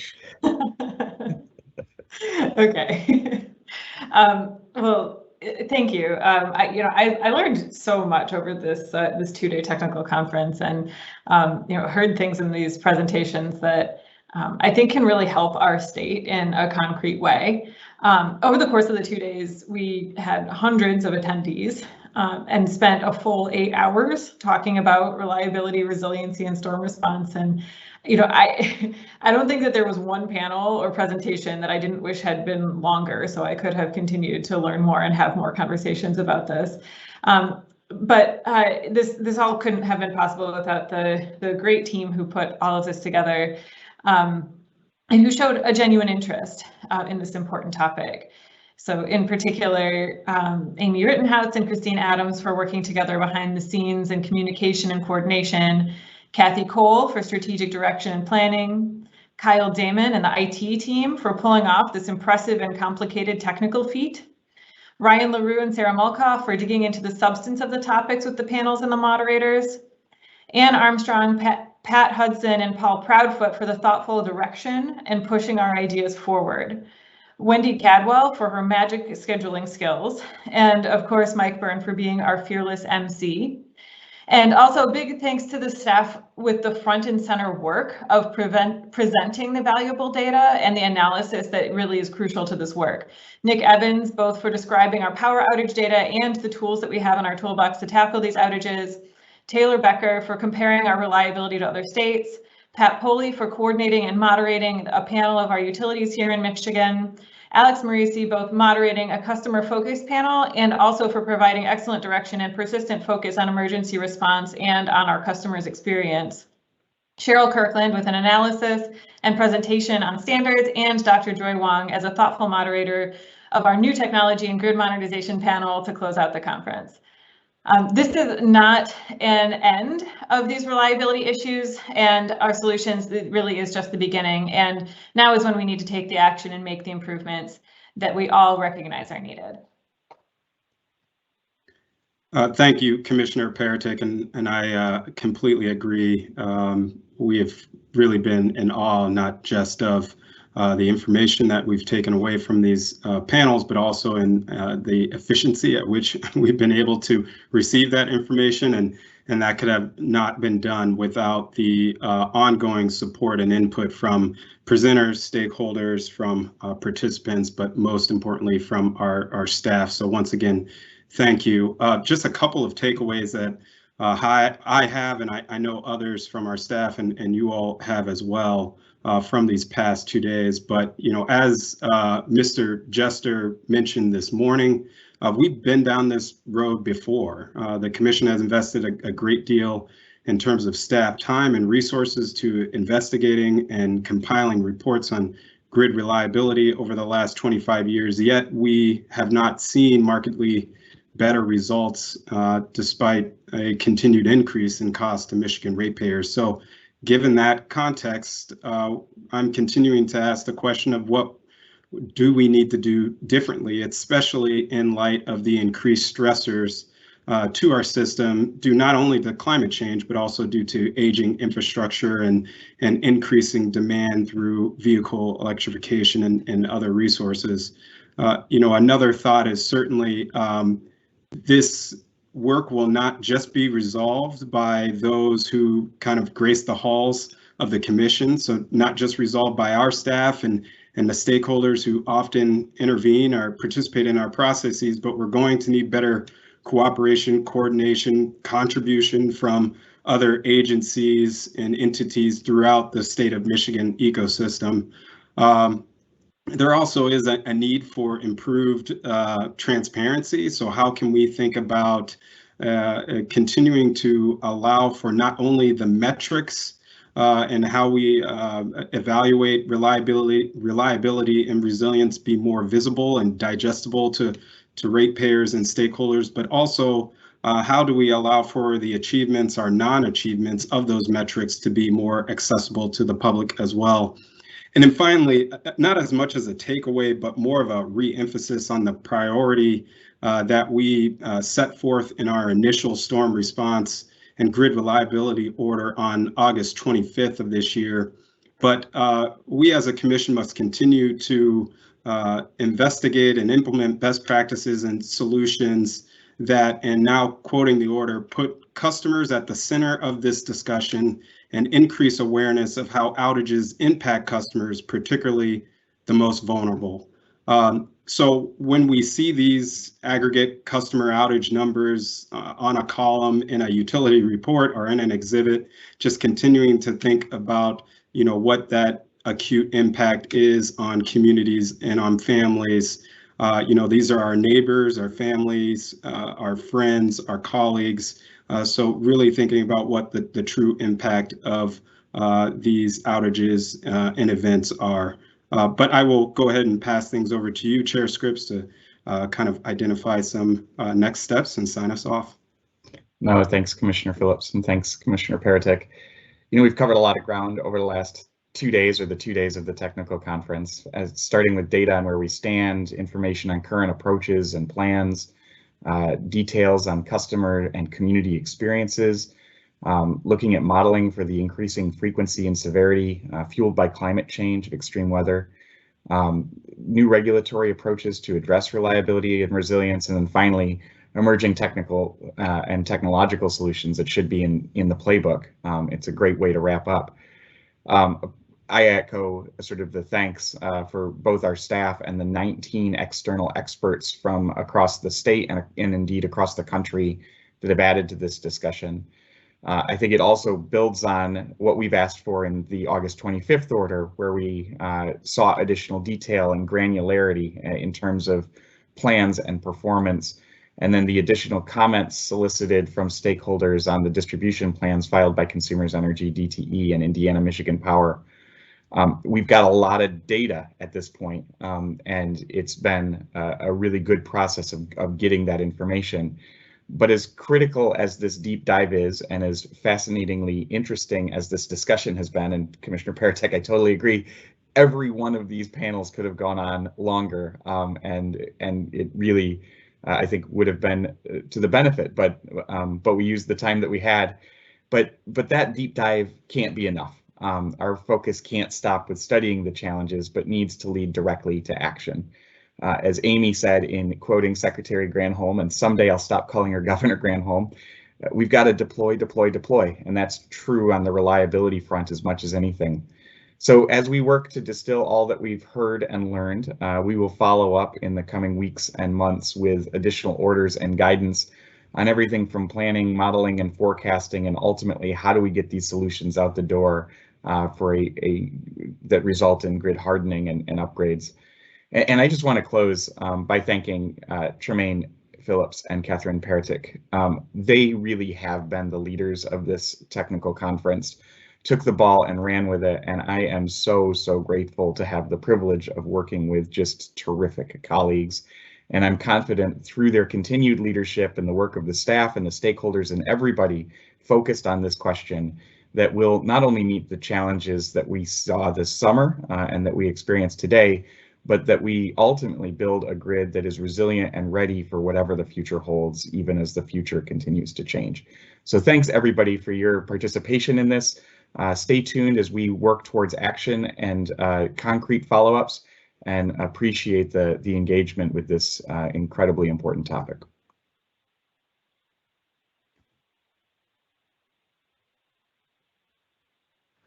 And I think we're done.